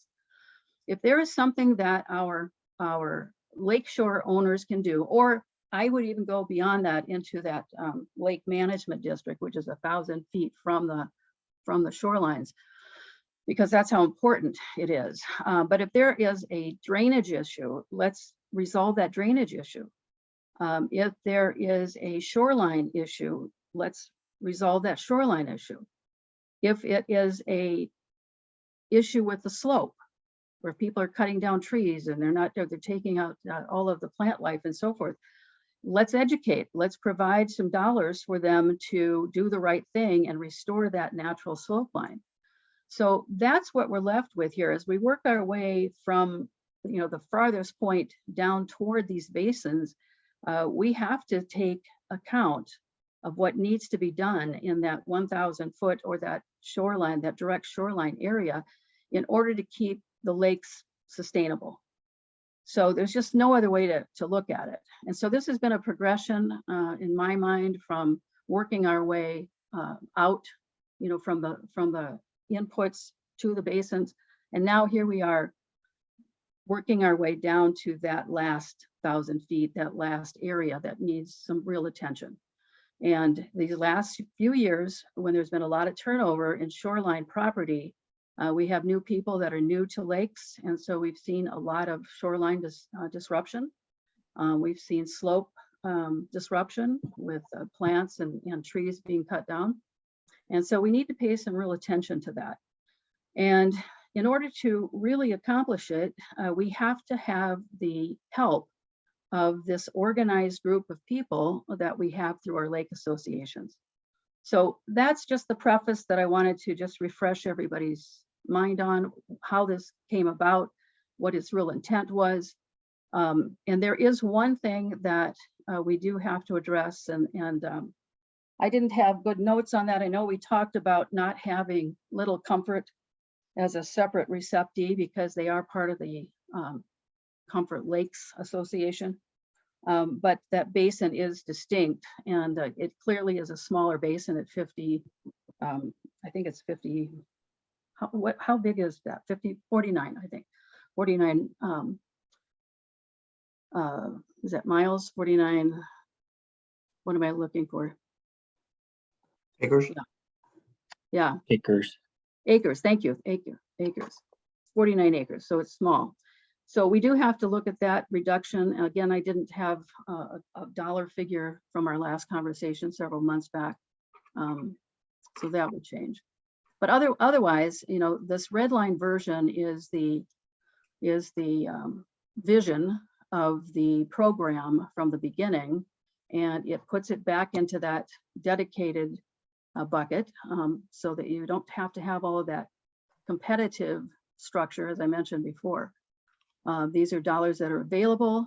The responsibility of the lake associations is to come up with a plan with a purpose that has clean water, of course, as its goal, and or education.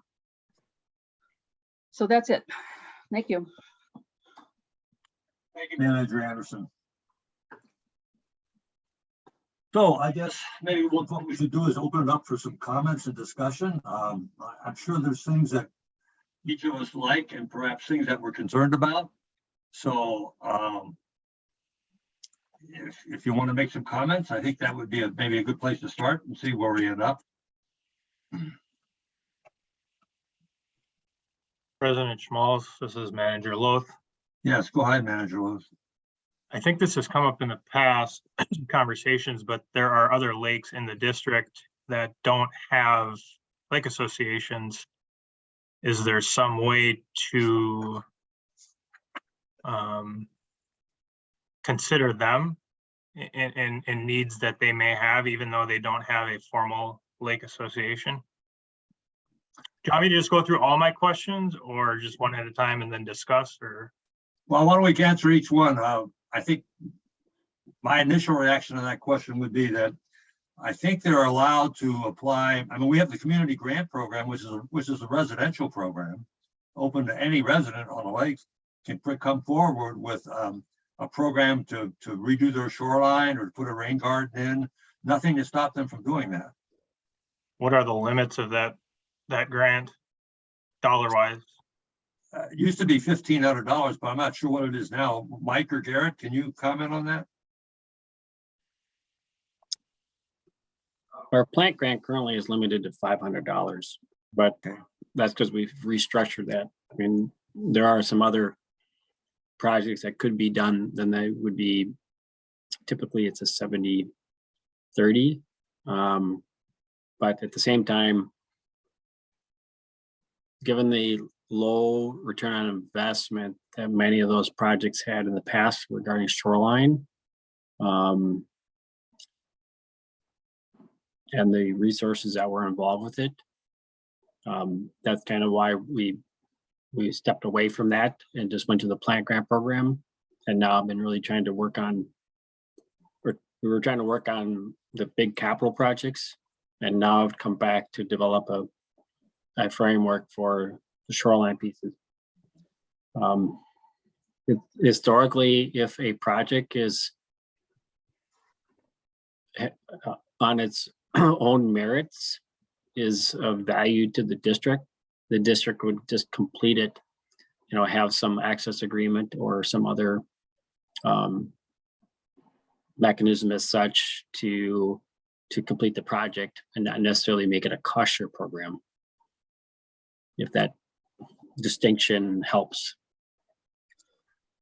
I should also point out this, we have 3 new managers that, a number of years ago, we did some survey work along with Forest Lakes on the north side and on the south side, trying to identify opportunities to solve water quality problems in terms of coming into the lake.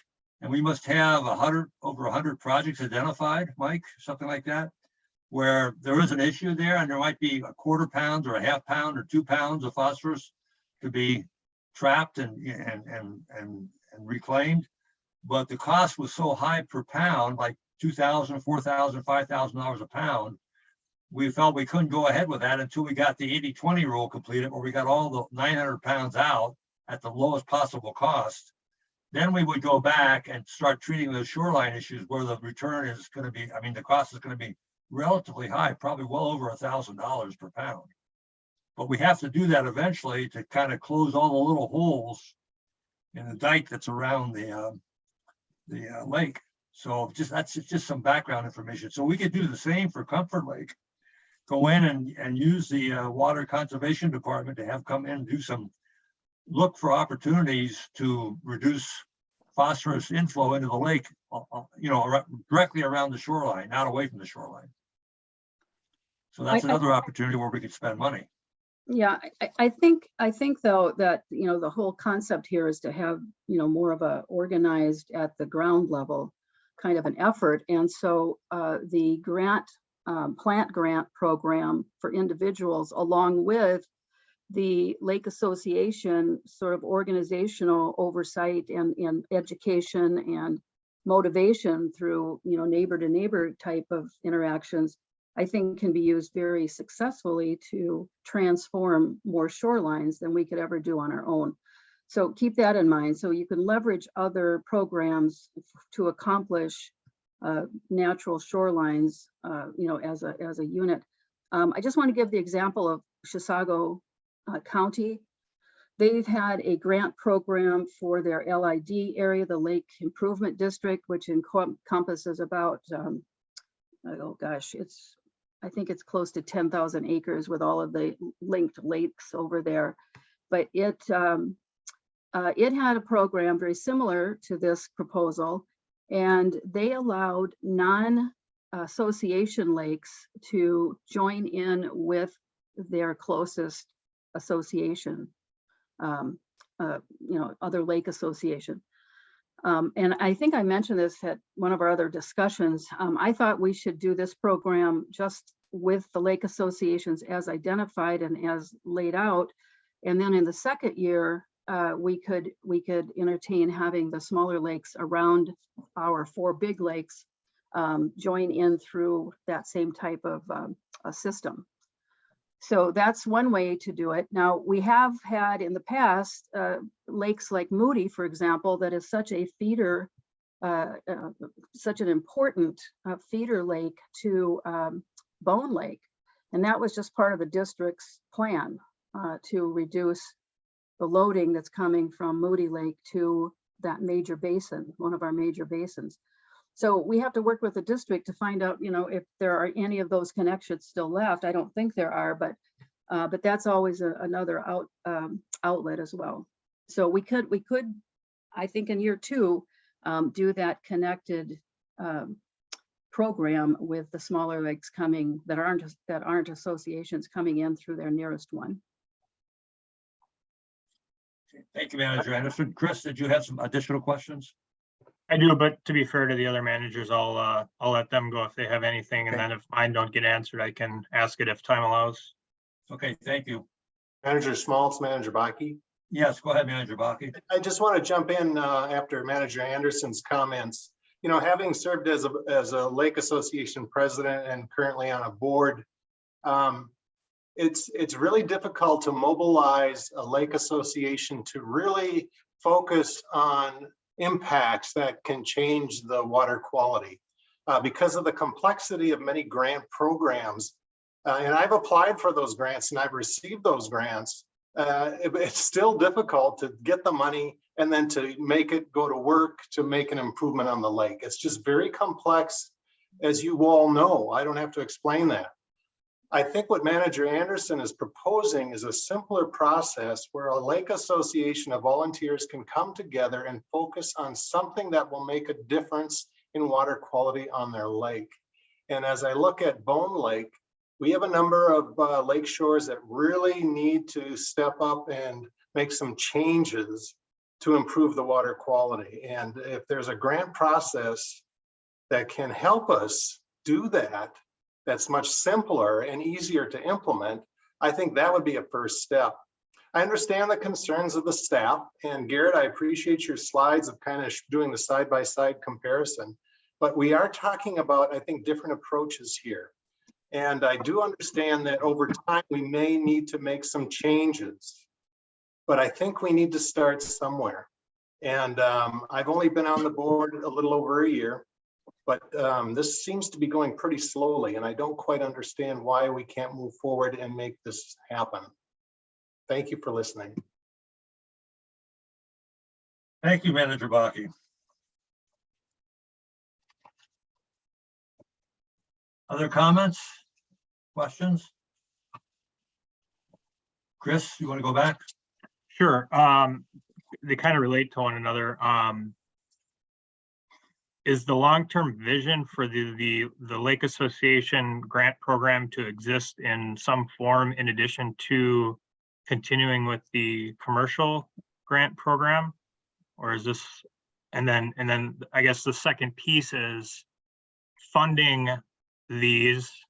Where does the current, I guess, how much is currently spent with the commercial grant program, and how is that budgeted, or how is that funded, and how do we foresee funding another program like the Lake Association grant program? I can certainly answer that, but Mike, if you or staff want to do it, you can. But let me give a little background first of all. From the very first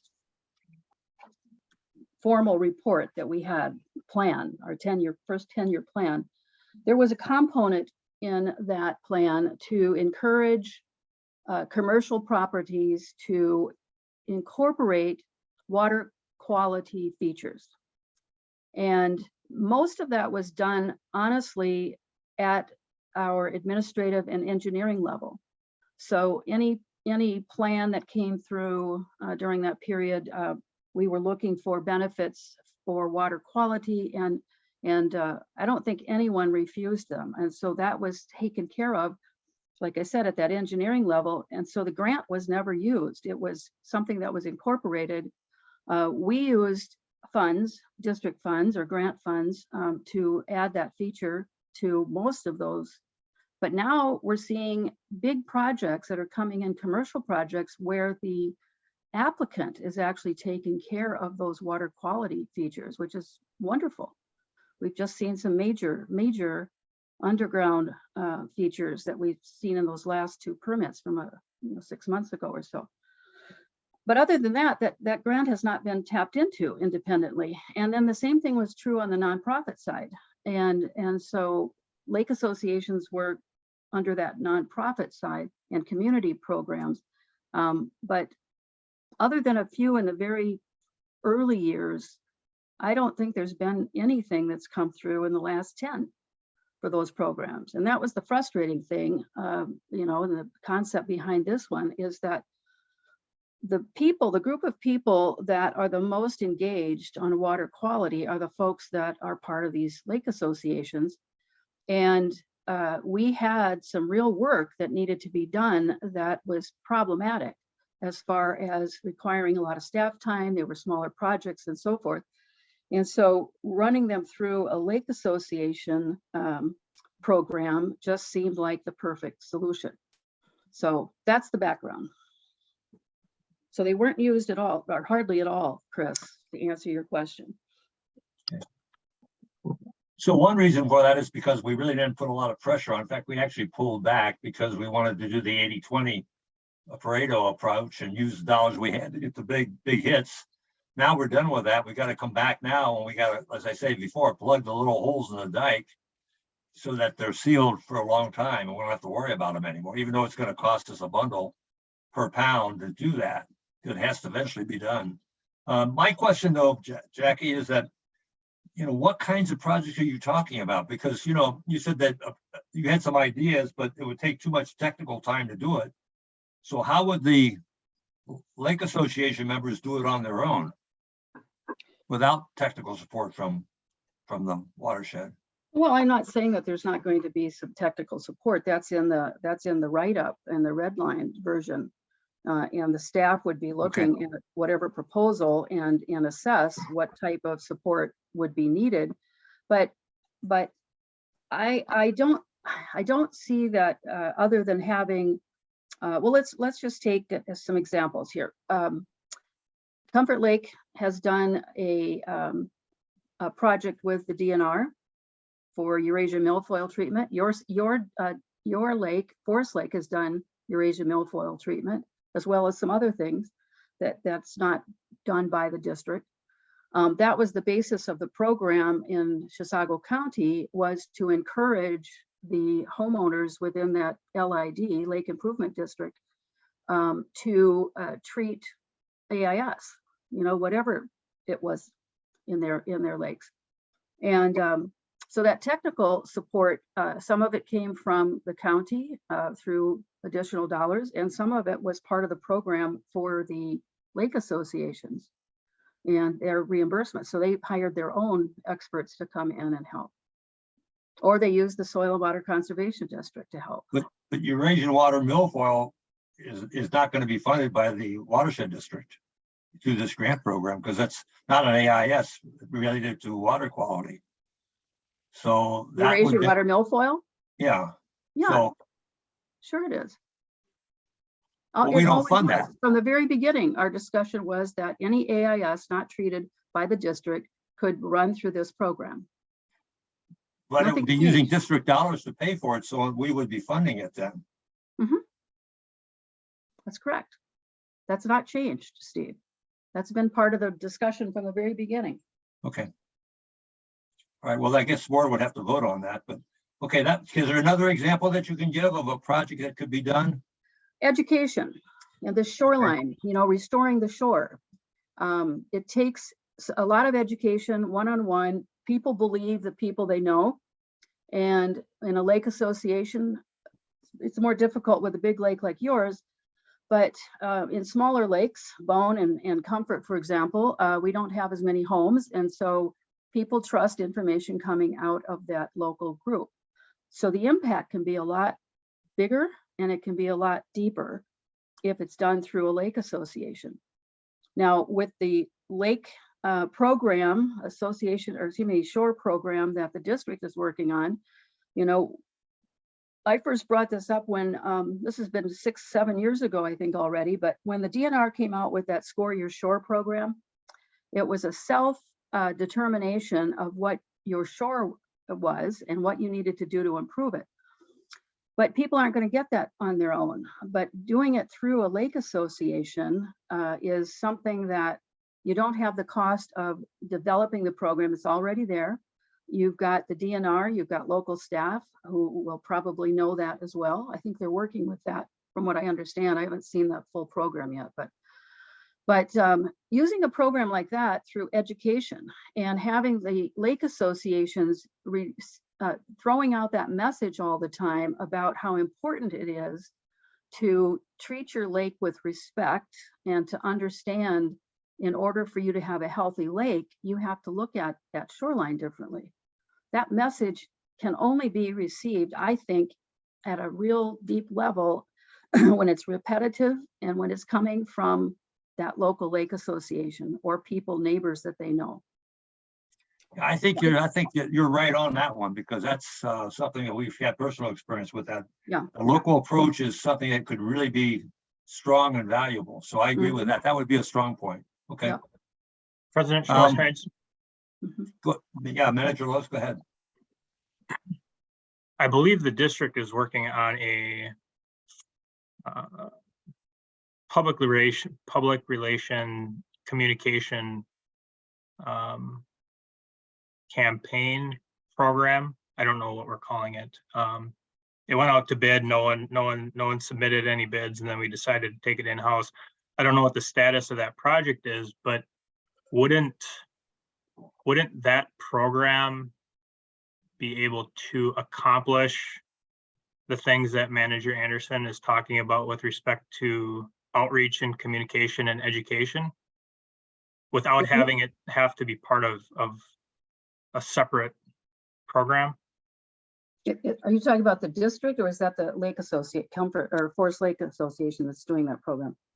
The district in partnership with the lake associations. I mean, the relationship that the Watershed has, as we all know, I mean, we have 3 board members from their respective lake associations serving on the Watershed board as well. And I know that the partnerships there are strong, and I'm just wondering whether or not those goals of outreach and education can already be accomplished by that program. Yeah, I think he can partially, but let me throw out an idea here. I've been listening to this now today and before, but we've got to figure out how to all work together where we take the strongest points of each of the partners that we have. And I think right now, as a watershed district, we know we needed to have a shoreline, as was pointed out by the paleo reports again tonight. We got to have a way to protect those shorelines and improve them. The Watershed District's putting together a program benchmarking what's been successful in the rest of the state.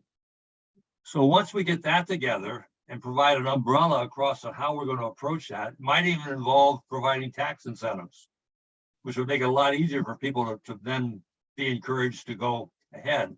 But once we have that program put together, we look at it, then we can say, what else do we need to make that more successful? And I think I agree with Manager Anderson.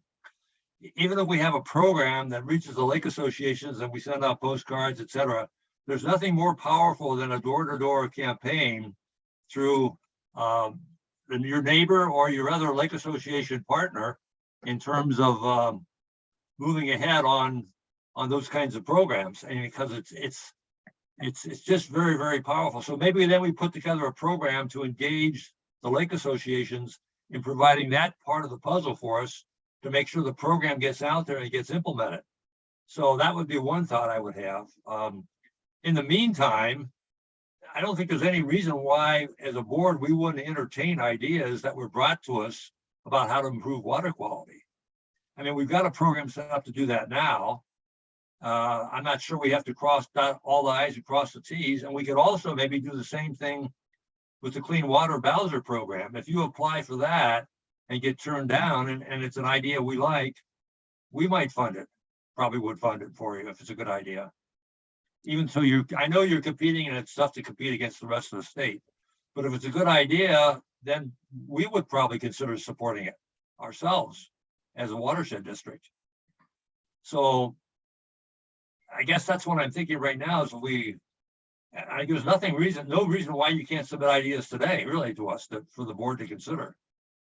Maybe we should throw that thought out and have the board make a couple comments about that, because we're now approaching 9 o'clock again. We spent about 40 minutes on this already. So it's an important topic and we need to make some progress on this. But I think one of the strengths of this whole idea is engaging the local people in getting something implemented that's done at a cross higher level with enough financing to support it and with enough knowledge to know that it's going to work through tax incentives or whatever else is working the rest of the state. And then using the local associations for the local selling and the pushing and the support that we have to have at a local level that we don't have the manpower to do. Mhm. So Well, I'm trying to take a little bit of each and put it together into to get 1 + 1 = 3. Well, I don't think there's any problem with having the Bowser program available along with the Lake Association program. I want to just make this statement, is that this district was founded to be innovative and to be aggressive in achieving its goals and setting the goals for water quality. And we have done things that are different than other watersheds. Our approach has been different from day one. And we should never be afraid of being the first to do something. I think this is a good idea. It's not something that is going to break the bank, if you will. Committing $75,000 to the acreage that we have in our major basins is not a bad investment. And I think we need to jump in the pool and get this program moving. And if we have other programs like the Bowser one that we can leverage for additional funds, then great, we'll do that. And we'll use the staff to help in those applications. But let's get this program moving. Let's get it going. Let's evaluate it like we do everything else. And at the end of a year, we'll see if it's valuable or not. I think it will be, but let's not be afraid to take the action. But I think one of the things that's concerning some of us and certainly the CAC, and we have impact from them on this, at least one person. The fact is that we want to be paying people in the lake associations to do the prep work and do this. In other words, they're almost becoming subcontractors to the watershed district through a grant program. I don't think we can just turn over $30,000 or $45,000 and let them spend the money any way they want. There's an application process. Right. And that application process has to be reviewed by staff and evaluated for any technical support. And then it comes to the board, and the board is the final decider on whether that program goes forward or not. So why don't we use the program that staff put together then, the one that we saw tonight, with the modifications they made to make it a little bit simpler. But that doesn't have to pay. We don't have to pay. Because it's I mean, if they're doing the labor work, yes, they get paid. They would do that in any community grant program. But for the volunteer work, I don't know that we should be paying them for that. It's based on a competitive model, and this is not a competitive. This is a dedicated grant amount, a small amount for each of our lakes to bring ideas forward so that we can get moving on this last area that we have to protect, a very critical area that we have to protect for our lake health. So that's why, Steve, it's simpler. We've got, these are citizens. They're not people that work in government units, and they don't understand all the technical things that go into some of these grants through our agencies. So you don't want to make it too complicated so that people won't use it. The oversight is there. Is the account, President Schmaltz? Yes, go ahead, Angela. Hello? Yeah, I lost my train of thought. I'm sorry. Okay. Mr. Chair. Mr. Miller has his hand raised. Oh, go ahead, Gary, go ahead. I'm sorry. On my screen, my screen is just screwed up right now. I've got everybody attending the meeting and I can't see anybody, so I'm trying to figure out how it got that way. I think because we don't have a slide up, maybe, I don't know. Yeah, I apologize if some of the past documents that the staff have provided with the cost share program have made it seem competitive. That wasn't the intention at all. It was more just to make sure that certain, guidelines or guide rails, which are common in other applications that the district deals with, are just in place. I think what in the past iteration of it, most lake associations would be fairly or easily would be able to achieve some level of funding. So it's not that they're competing against each other. It's just that a subcommittee would be using the form that we created to determine that they meet a certain threshold, that the project is impactful. And then from there, the subcommittee could decide the level of funding. So I apologize if it seems competitive. It wasn't supposed to be that way. Just some guide rails. So just want to clarify that, sorry.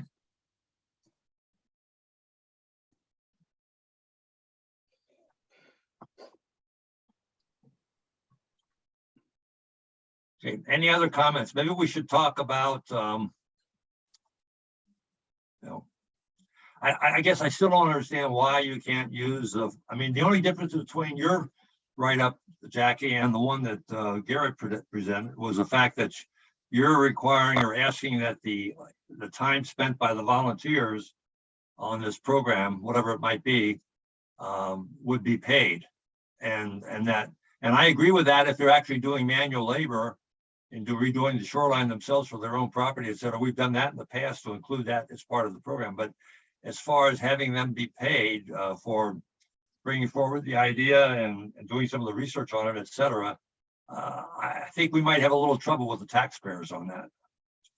So otherwise, I'd be willing to try it if you want to bring an idea. I'd still like to see what ideas you bring forward.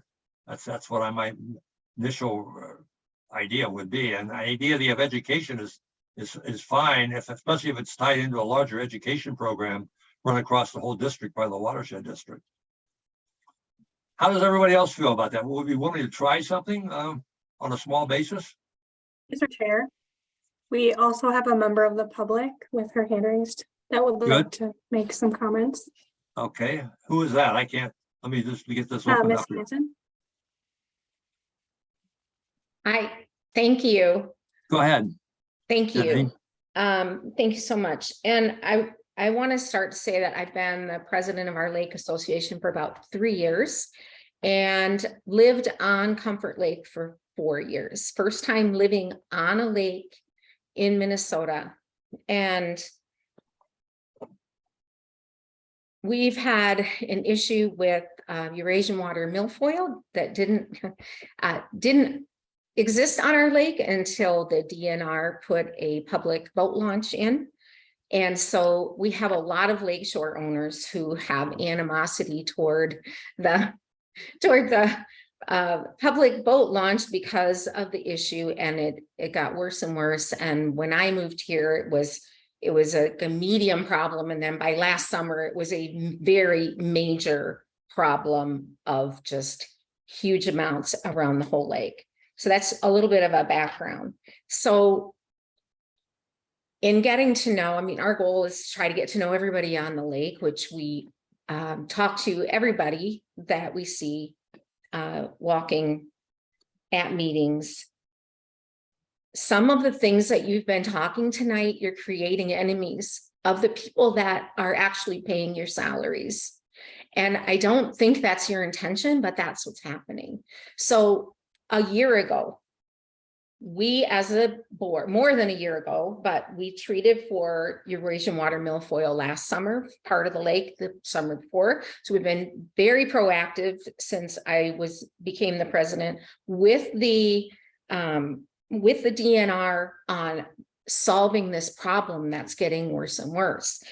A year ago, we were proactive in building a team with members of the Watershed, with members of the DNR, with lake management who actually did our fluoridone treatment, and with a core team from our lake association board to plan out and have a very successful treatment so that our lake owner, if you ask any of our lake associations, anytime we've done anything, the number one issue for the last couple of years is this aquatic invasive species of Eurasian water milfoil. And yes, we're concerned about phosphorus levels and all these other things, and very thankful that the Watershed has done these huge projects to help clean the water as it's coming into the lakes, all the lakes. Everybody I know cares about the lakes. We have a lot of new members who've moved in.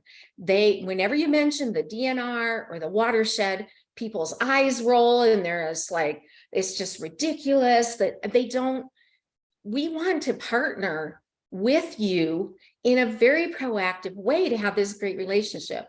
From my standpoint, I don't understand how it can take a year and a half to come up with a program. I've worked in nonprofits in my past. I've worked in private business for most of my career. That would not fly. You can't take a year and a half to come up with a program. I appreciate all of you. I really do. But in the real world, my gosh, it just can't happen like this. And it takes something that should be pretty simple. We have 3 lake associations. You've got, there are a lot of technicalities, yes, but to make something that should be so simple into this very complicated thing to me is asking way too much. Especially survey your board, your lake association, survey the people that live on the lakes. What are the things that are the most important to us, to the people who are paying the taxes that get the money to the Watershed? These are the things, and I know everybody that lives here does, but on lake shores, we pay a lot of taxes compared to those who don't live on the lake, and there's building animosity. And so for us to be working for a year and have no word, we had a $50,000 bill for this fluoridone treatment. We have gotten a DNR grant, once in a lifetime chance of $25,000. We've paid everything to lake management now, except for $15,000 that we're hoping for, that we understood was going to be a possibility from this Lake Association grant program. And now I hear tonight, this might not even happen till next year. From what I understand, money was set aside more than a year ago for 2022. So I want you to know I'm coming from a place of partnering with you to make this work. And if it can't, it's like you're going to lose any support from lake associations that you're getting right now if it doesn't move along. And that's just, so this year it's fluoridone treatment, which is very successful. We've gotten our reports back, etc. We want to, our board is working on education programs. We have a zebra mussel issue that's getting worse and worse. We want to work closely with you on these things. That's it. Okay, thanks, Janine. If this was an issue this was going to be an issue about treating Eurasian water milfoil, it would have probably been better to come directly and discuss that, because the board decided a number of years ago that Eurasian water milfoil is not a water quality problem. And therefore, while we would provide services on helping the lake associations know what, provide technical support on it, any funding that would be involved with treating the Eurasian water milfoil directly would have to come from the Lake Association, and any grants they could get for that. And that's what's been happened on Forest Lake. They're paying for all their Eurasian water milfoil. I think last year it was $40,000. But we're providing the pre and post treatment and evaluations for that. So the issue here isn't, I mean, even if you got the grant program, we wouldn't fund Eurasian water milfoil unless we change our policy. So that's what I'm not confused what about. I understood from what I saw. I did not understand that at all. And I didn't understand that from working with a couple of members from the watershed at the get-go a year ago. So if that's the case, I completely disagree with you that it is not a water quality issue. Living on a lake, it's a big water quality issue. So it's a water quality issue in terms of, I think in terms of the recreational value of the lake. I agree with you there. And we have a similar problem. There's a similar problem on Forest Lake. And so we've been bonded with the city to provide, have them do the harvesting for us to keep channels open so we can navigate the lakes. So. And you have a lot of business on Forest Lake and we don't. We've got 100 houses. We got 100 families to pay for this compared to, what is it, 1,500 homes or whatever on Forest Lake. It's a completely different ball of wax. I'm just saying that the watershed, you all are creating enemies, not meaning to. That's all I'm saying. This doesn't make sense to me, the discussion that I heard tonight along these lines. So I don't want to take up more of your time. I think you understand. I appreciate what your I mean. comment. I can understand Thank your you. frustration for sure. So are there any other comments from the board or suggestions? I lost a video and the Zoom for a while, so I just came in on the end of Janine's comments. So did I miss anything besides her comments beforehand? Just asking. Well, the position that I understood Janine is making is that they're mainly concerned about treating Eurasian water milfoil, and they thought this whole program would be covered by a grant program. She was talking about this program that the DNR reached out to Comfort Lake to participate in, a research program. We discussed this several times at board meetings, and I can go through and get the minutes. Hopefully they're accurate and they have those discussions in them. But I think it was your suggestion that that might be a way to pay for that treatment, part of that treatment anyway. It was this grant program when we were first discussing it. So we don't need to get into that detail now, but the point is that we've got a very simple, user-friendly way to engage all of our shoreline owners through their lake associations. And we've talked about this ad nauseum, and we don't need to be afraid of doing anything that's different than anybody else around the state that's not doing this. There's more interest in using lake associations now more than ever. We talked about that earlier. I think we need to just put this to a vote and let's see how it comes out. But I would encourage my fellow board members to vote yes. So which option are we going to vote? Do you want to vote on, Jackie? Do you want to vote on the option that, well, let me just ask you this. Let me just have a quick discussion with the board so we know what to vote on. Could each board member kind of voice an opinion of which one, if you had a vote, which one would you prefer? The red line version that Manager Anderson has brought forth, or the one that Garrett had showed this morning with the minor changes to make it a little bit more user-friendly? Well, I'm going to propose that we vote on my version. Okay, that's fine. Do you want to make a motion then, Manager Anderson? I thought I just did. I will make the motion to vote on the Lake Association grant program as presented by my version. So that would include the salary the payment program that you had suggested with the people that volunteer for that program, just to clarify. Well, I don't know what you're talking about with labor. I mean, there's costs involved in certain things. And it would be our judgment as what's reasonable. Okay. Okay. Is there a second?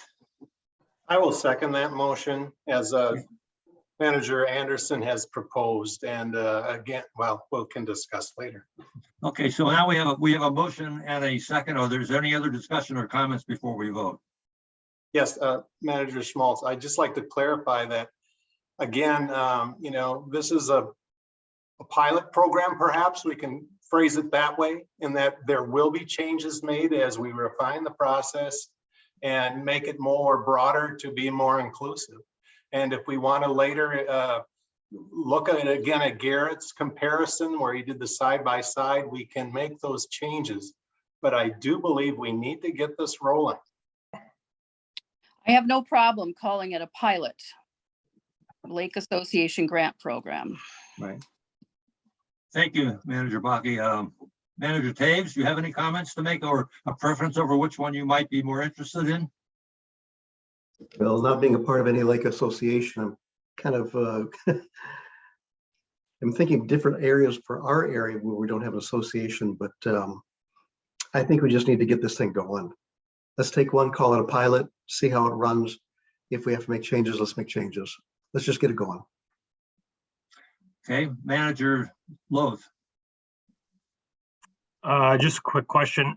Having only been on the board for a little over a year, are any of the other board members concerned about how this might be perceived from the public as far as how taxpayer money is being spent? Is there any concern? I have Manager Baki here. I'll respond to that. I think I'm always concerned about how our budget is being allocated. And I think this is something that will over time will prove as an opportunity as we broaden it to other entities like Doug is suggesting. You know, he doesn't have a lake association, but I think over time we're going to broaden that, but we do have to start somewhere with this. And it is about engaging people at the local level. And I think this is a good way to do that. I think people will see that. And if people complain about that, I guess that's part of what we need to do is explain the process and what we're doing here. I guess I should have been more specific. I guess with respect to transparency on what is being done with the taxpayers' money, as far as once that's given, what things are in place in the Lake Association program to ensure that that money has gone to those things? I can answer that. It's reviewed by staff. It's reviewed for technical competence and it's reviewed for alignment with clean water objectives. And then it goes to the board. And every one of us has to make our decision based on all of the criteria, not just what one taxpayer might perceive or several taxpayers might perceive, but is it accomplishing the goals of the district?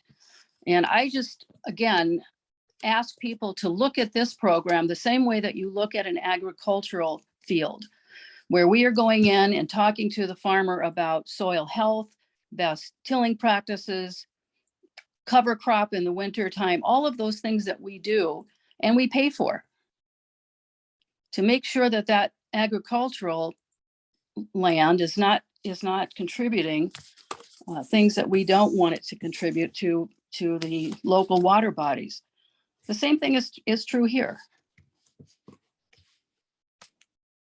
Okay, I had one letter from the CAC member who was very, very concerned about how this might be perceived, it being very open-ended, a lot of their criteria taken out. I think that's been closed a little bit with what Garrett has put together. But I think we're taking a risk by doing this to a certain extent. Now, maybe as a pilot, we can get by with it a little bit. But the other thing I want to mention is that, you know, the policy of the board is not to pay for Eurasian water milfoil. So if this is going to be the major intent of this, is to find a way to pay for local Eurasian water milfoil treatment, I don't think the board's going to approve the project. So other than that, I think everything else would be fine. But that would be for the board to decide, I guess. And This so- program, Steve, this program from the very beginning has had the component of AIS treatment that is not part of the district's umbrella program or district program. And there was conversation at the very beginning about the district expanding their AIS program. And that discussion actually was part of our new 10-year plan. We can't keep using the guideposts that we've had for the last 10 years. Okay. We're in a different right now. And that has not been developed yet. That is still a big open book in our 10-year plan. So it's time to move forward. It's not time to look backward. Okay, any other comments? I think we've heard from everybody, haven't we? Did I miss anybody? No, we have. President So then Schmaltz, let's- Yes, the manager, let's go ahead. both Garrett with staff and Miss Hanson have their hand raised. Okay, Garrett, go ahead. Yeah, I'm sorry to interject. I just wanted a clarification point. You mentioned that I provided red lines or alterations to what was provided this morning in the board packet. What was provided in the board packet was just Manager Anderson's red lines. The presentation was just the differentiation between what we provided in changes many months ago. So what is in the board packet tonight does not include any changes from us. I just wanted to make that point clear. Okay, thank you. Janine, go ahead. Thank you. I just wanted to make one point. The watershed has a budget of over $4 million.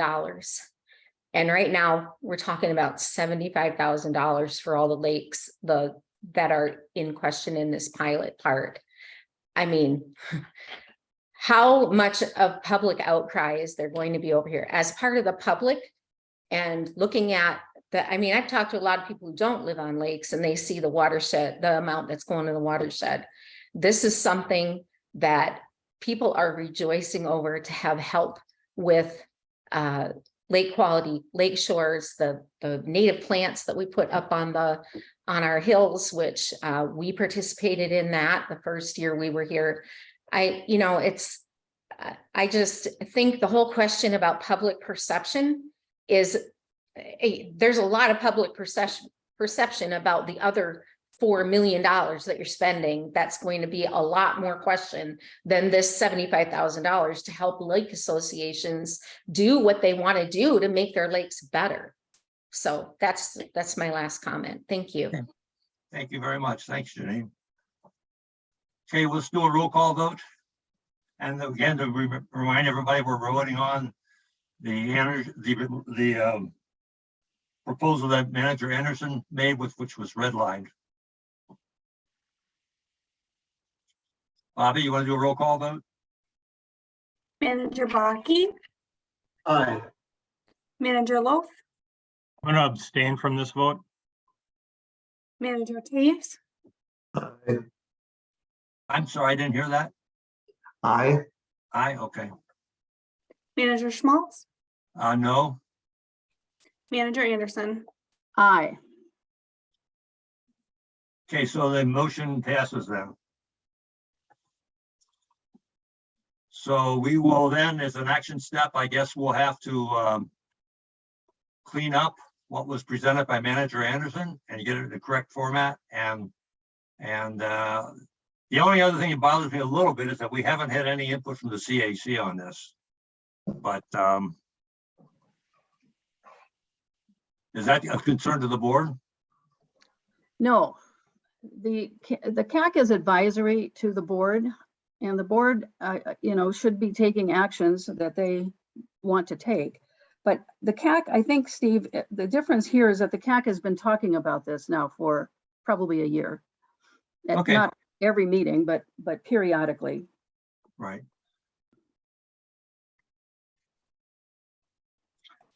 Okay, so we're going to move forward with this in terms of having proposals submitted, and then we'll go through the review process and decide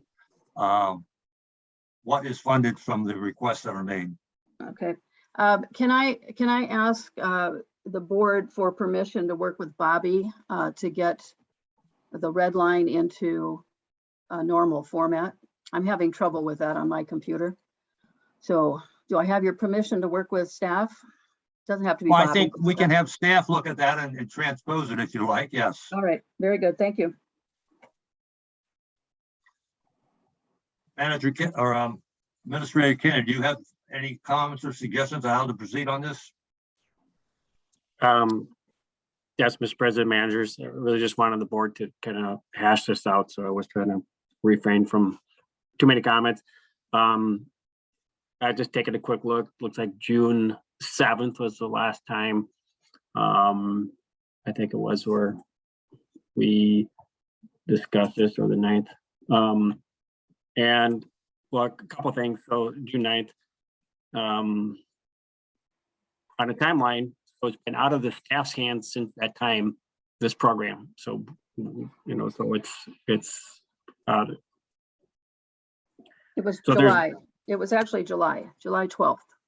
July 12th. Okay. But so, and it's been this continued topic about AIS and what is, you know, what's covered. And so, and this is an example of the challenges that we're encountering. And I think from both all the managers have really spoken to this in one way or the other. So the AIS component, I mean, these are not the only AIS things that are on the horizon, and we know this. This is why we have our watercraft inspection program. So what is the role? And I think that, you know, Ms. Hanson brings that question, what is the role of the Watershed District? And this has been a complicating thing. Well, one thing that we know is that, at least largely in the metro, that the EWM often expresses itself in a lot of growth. And once the nutrients have been used up, it functions sort of like there are certain other plants on the terrestrial world. Corn is an example. Once the nitrogen becomes depleted, then it just doesn't produce very well. So we've seen this in quite a few other lakes. And so that was one of the reasons professionally, there's the kind of the standard practice, if you will, let it do its thing, and then it subsides back into it establishes itself among the native plants. So one is, but it's hard to communicate that, but overall, or have people appreciate the fact that we need to wait for that cycle to run through 3 to 4 years or so, without wanting to do something. But, you know, it's again, I think the district does have a role, and I think that the board needs to continue to have a discussion about this separately. And that was my recommendation back in June, separately from this program itself. I think that we definitely want to do something like this with respect to engaging the lake associations. I do think our program that we're hoping to at least bring a framework for in the next month or so is going to be a good overlap with that. One thing that I've always hoped is to have a staff person collaborate with each lakes or with the lake association in such a way to do outreach. We've developed quite a few sets of materials over the years, including like a tools and rules document, you know, things for new homeowners, etc. And both the Lake Association and the Watershed District would benefit from a mutual engagement with the public and try to develop something along this line. So I don't think that the staff has been wanting to drag their feet, but there's been a lot of outstanding questions. But I think we've resolved it both from the discussion this evening and that we're identifying it as a pilot. So we'll get this cleaned up. I think some of the things we'll have to work on is bringing documentation. There are some standards for what would be considered in-kind rates, etc.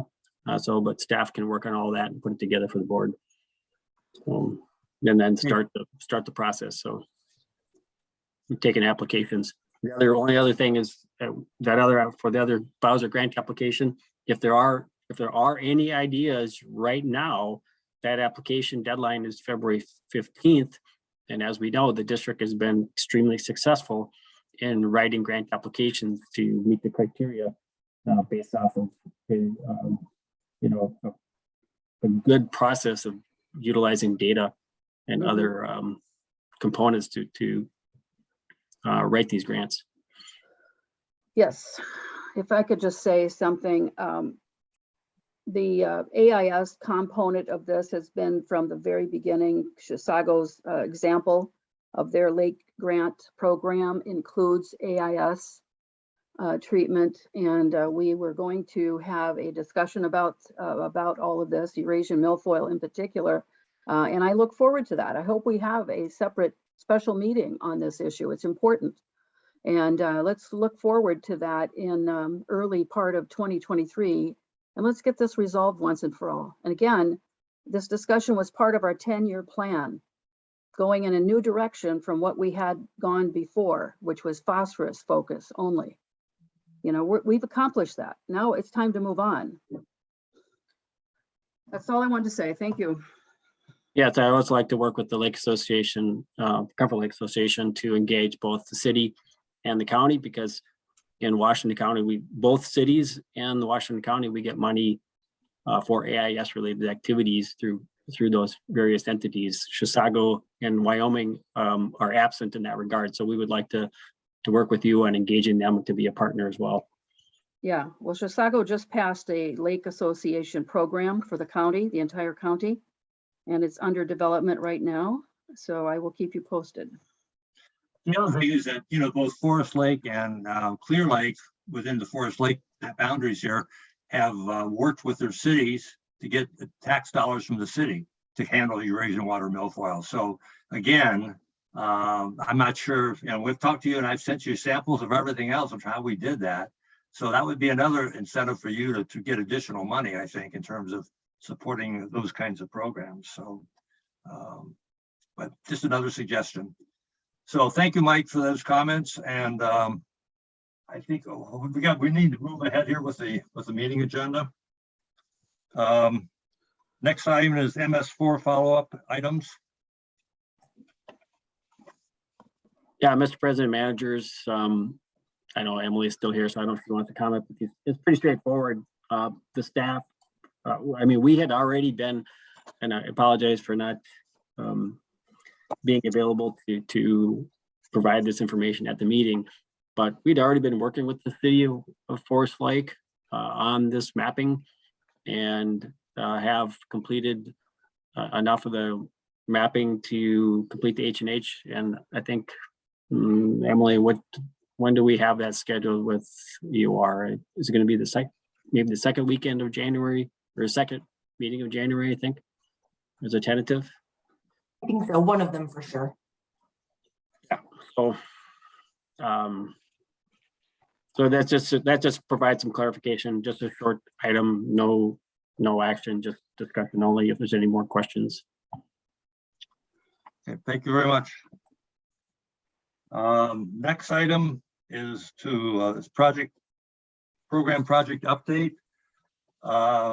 If there's no substantial changes in those projects, I'd like to just skip over this if we could.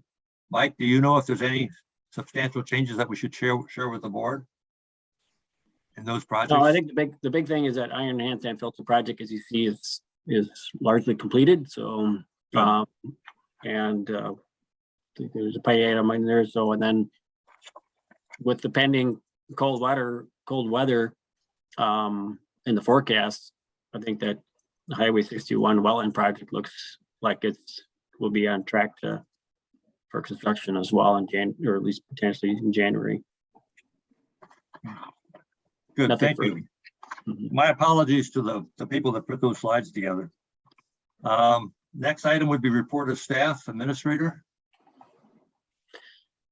Well, 2 items, both good news outside of what's in the material there. Or I guess if the board has any questions about the report, let me know.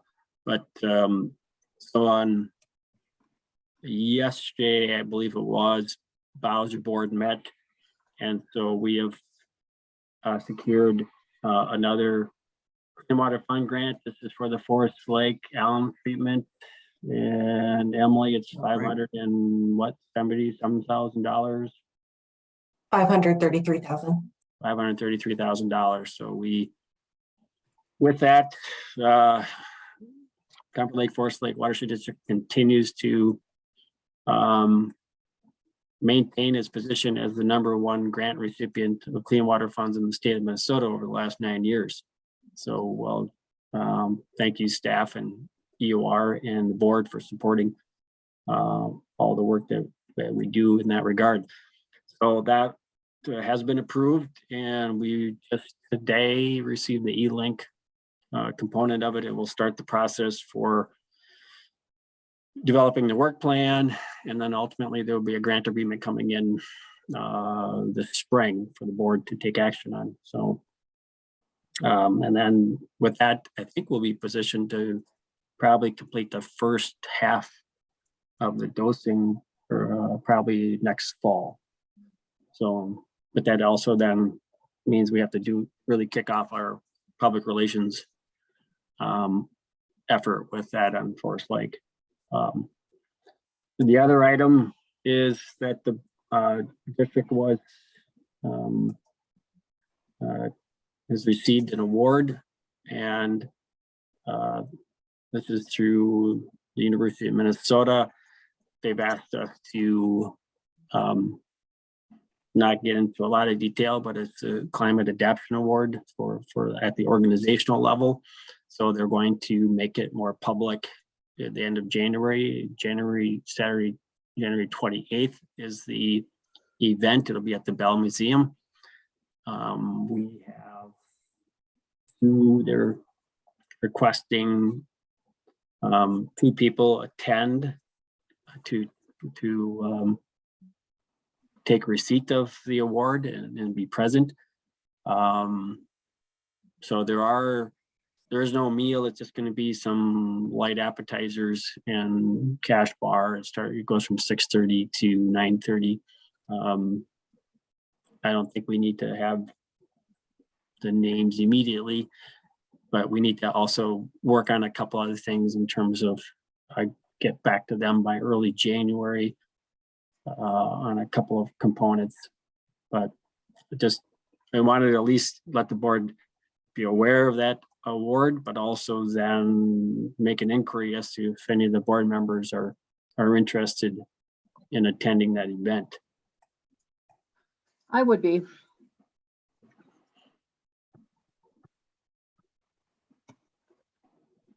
What is the date again? Saturday, January 28th. I didn't hear confirmation. Did you hear my Yes. willingness to attend? Okay. Right. Manager Anderson.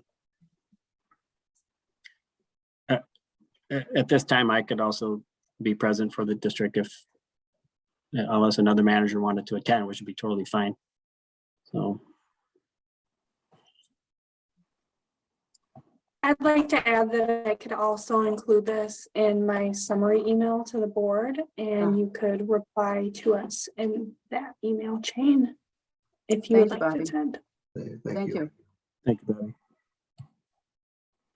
So, yeah, good news. Well, the other final piece of good news this week is that the Sartz Sam Outdoor Heritage Fund met on Monday, and they finalized their proposal to the legislature, and they have increased our allocation from 1.7 to $1.9 million for that Bone Lake South Wetland. So, and then on Tuesday, we met with the real estate attorney to start a process for drafting, at least conceptually, what a letter of intent would look like. So that, I guess, probably is the next thing that I'll want from the board is maybe even right now, if the board would provide some direction for me to continue to work with the attorney and then bring something back in the early part of January. I thought we lost that opportunity. Didn't he want to sell to somebody else, or am I thinking of a different property? Well, I think there was a suggestion at one point, but and that's kind of the reason we want to get the letter of intent, because now things are very positive. We have the appraisal, we just received it, but again, we'll have to go into closed session before we can discuss it with the board. Okay, great. So do we need a motion to do that? I Or think do just we- direction. Yeah, I sufficient. think, okay, then we'll just provide the direction that you go ahead and proceed with that and bring it back to the board for discussion in the closed session. Okay, unless there's anything else further noted in the report, that's all I have. Chair Schmaltz, Manager Yes. Bach. Yeah, go ahead, Manager Baki. I just want to congratulate Mike and the staff on the grants that they've been successful in receiving, and also the award on the climate adaptation. Those are truly outstanding accomplishments, and I'd like that recognized. I'd also like to just point out that in the future, as we go forward, and we can discuss this later for 2023, it's at this, and as I look at the template, Mike, that you provide as a report to us, in this report, if we could somehow consider where we would include those administrator goals as a kind of an ongoing way for us to revisit them, and for you to kind of provide information as to what's being done to move forward on those goals. Thanks. Thank you, Manager Baki. Okay, next would be Emmons and Oliver. Yep, I will keep it quick in the interest of time, but I guess just one thing I want to highlight and let you know is coming is I think we're getting very close on a memorandum of agreement with the city of Forest Lake regarding the downtown redevelopment and the first phase of regional treatment projects. Hoping to bring something to the board in January if all goes good. And just kind of a reminder to people that, you know, this is very important to the city because they want to redevelop the downtown area. Obviously, it's very important to Comfort Lake Forest Lake, and that we want to see additional treatment provided for that first basin of Forest Lake. So it's been many years in the works, but hopefully we can bring that first phase agreement to you guys in January. Great news, Greg. Thank you. Yep. Congratulations. All the hard work's paying off finally. Yeah. Yeah. Hopefully I'm not jinxing myself, but hopefully we'll get there. But other than that, I just want to wish everybody a happy holidays and a happy new year. Thank you. Thank Same to you. Steve, Hey. Steve, Manager Anderson, go ahead. yeah, could I just make a recommendation that if that report is ready in January, that we allow extra time for that to be presented? So if that means starting a little earlier, maybe that's fine, so that we have time. That's an important project, so. Yeah, we'll take a look at the schedule and see how it stacks up then. And maybe we Okay. have to have a special meeting on it or something if it's really All right. long. Greg, you have to help us make that judgment based upon how much discussion there might be. Yeah, I don't think we'll need a lot of time, but I'll probably put together a few slides just to kind of get the newer managers up to speed on kind of what's involved, but I don't think we'd need a special meeting or anything like that. Okay. That's important for the Comfort Lake district though, correct? Well, it's important to the Watershed District as a whole. This first phase is more related to the downtown areas tributary directly to Forest Lake, but obviously Okay. anything that helps Forest Lake helps Comfort Lake. Mhm. And then once we get past phase one, the next phase will be of added benefit to Comfort Lake. All right, thank you. Yep. Thank you, Greg. Report of the treasurer, Manager Anderson. Yeah, well, I'll just make a, Oh, I'm sorry, I skipped Smith Partners. So Okay. Smith Partners, please. Sorry, Chuck. That's fine, Mr. Chair. I have nothing to report. You have to make more noise. Thank you. Great report. Thank you. Okay, now treasurer's report. Manager yeah, Anderson. yes, well, just one thing I will make note of, if you've looked at your packet on page 2 on the balance sheet, you'll see that net income as a negative 928,911 and some cents. It's almost 912, but that is due to the next item, which is our bills to pay. We had one very big contractor payment that will come out of $723,723.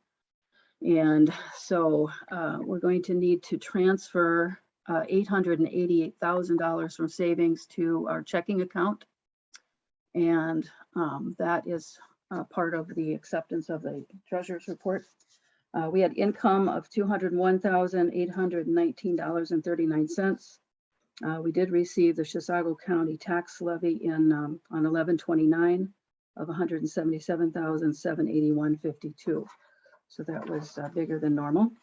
Our total expenses, as I mentioned, for the period and to pay is $888,737.21.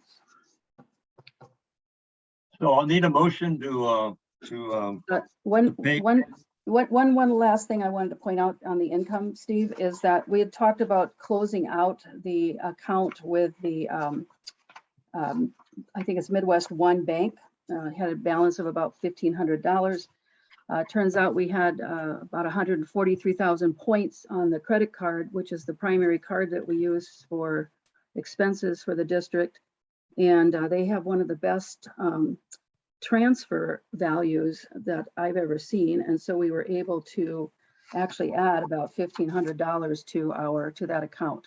So we're going to maintain that. We're going to maintain that small account and continue to convert those points to dollars. Okay, great. Thank you. You're welcome. So now we need a motion to pay the bills as of $884,737.21. And to transfer $888,000 from savings to checking. Okay.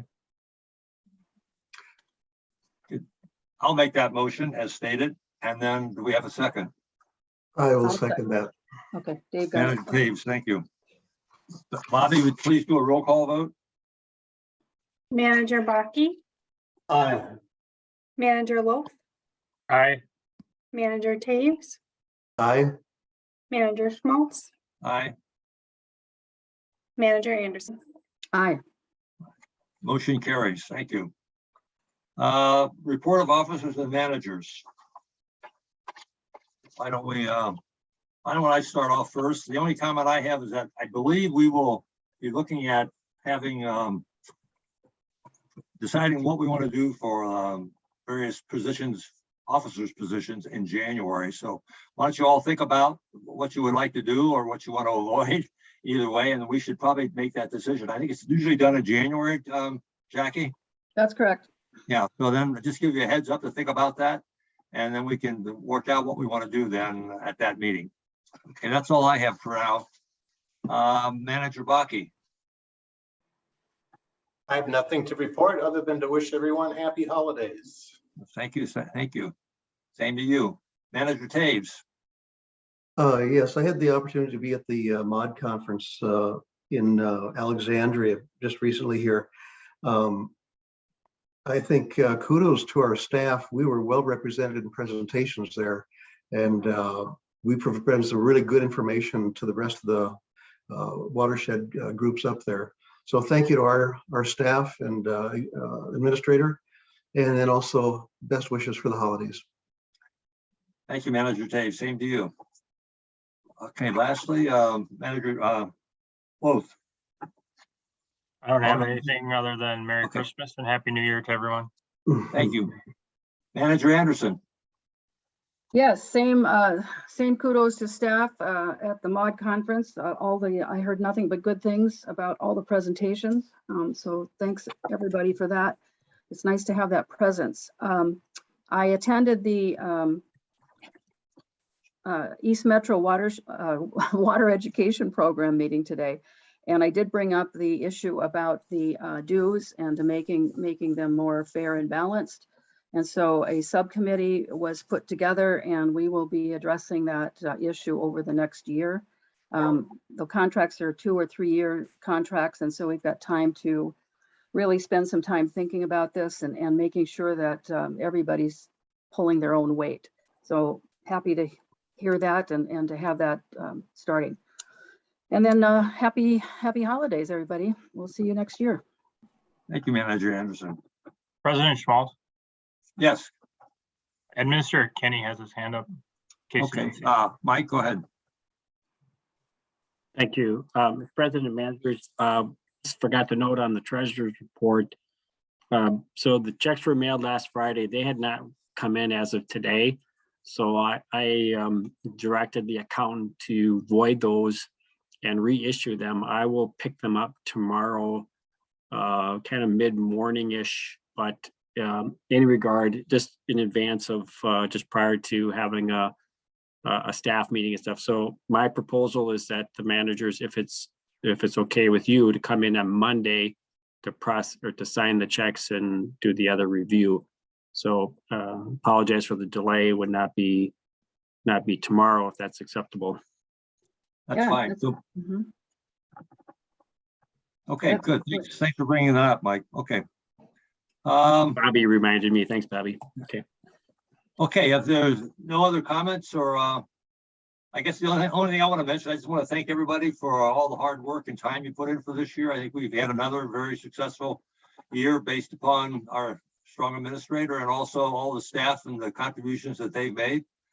But I want to especially thank the board managers because we do put a lot of time in and it's paying off. We're getting things done and hopefully we'll have another great year next year. So wish everybody the best in the holidays and we'll see you next year.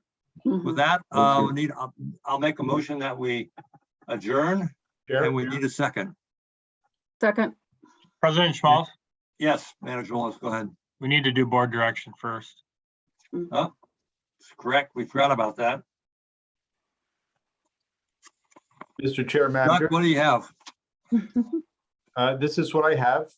Staff will arrange a meeting in January with Gallagher as part of the administrator's review.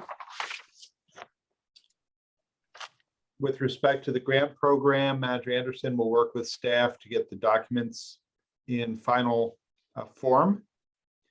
And then staff will provide for a further discussion on the district scope of AIS activity funding separately.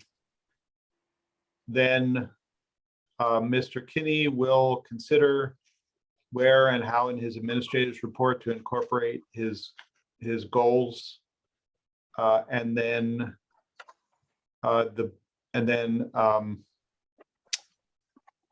staff working with President Schmaltz will consider whether an adjustment of the meeting schedule of the January meeting should be adjusted to allow for adequate time for a presentation on the Forest Lake Downtown redevelopment agreement.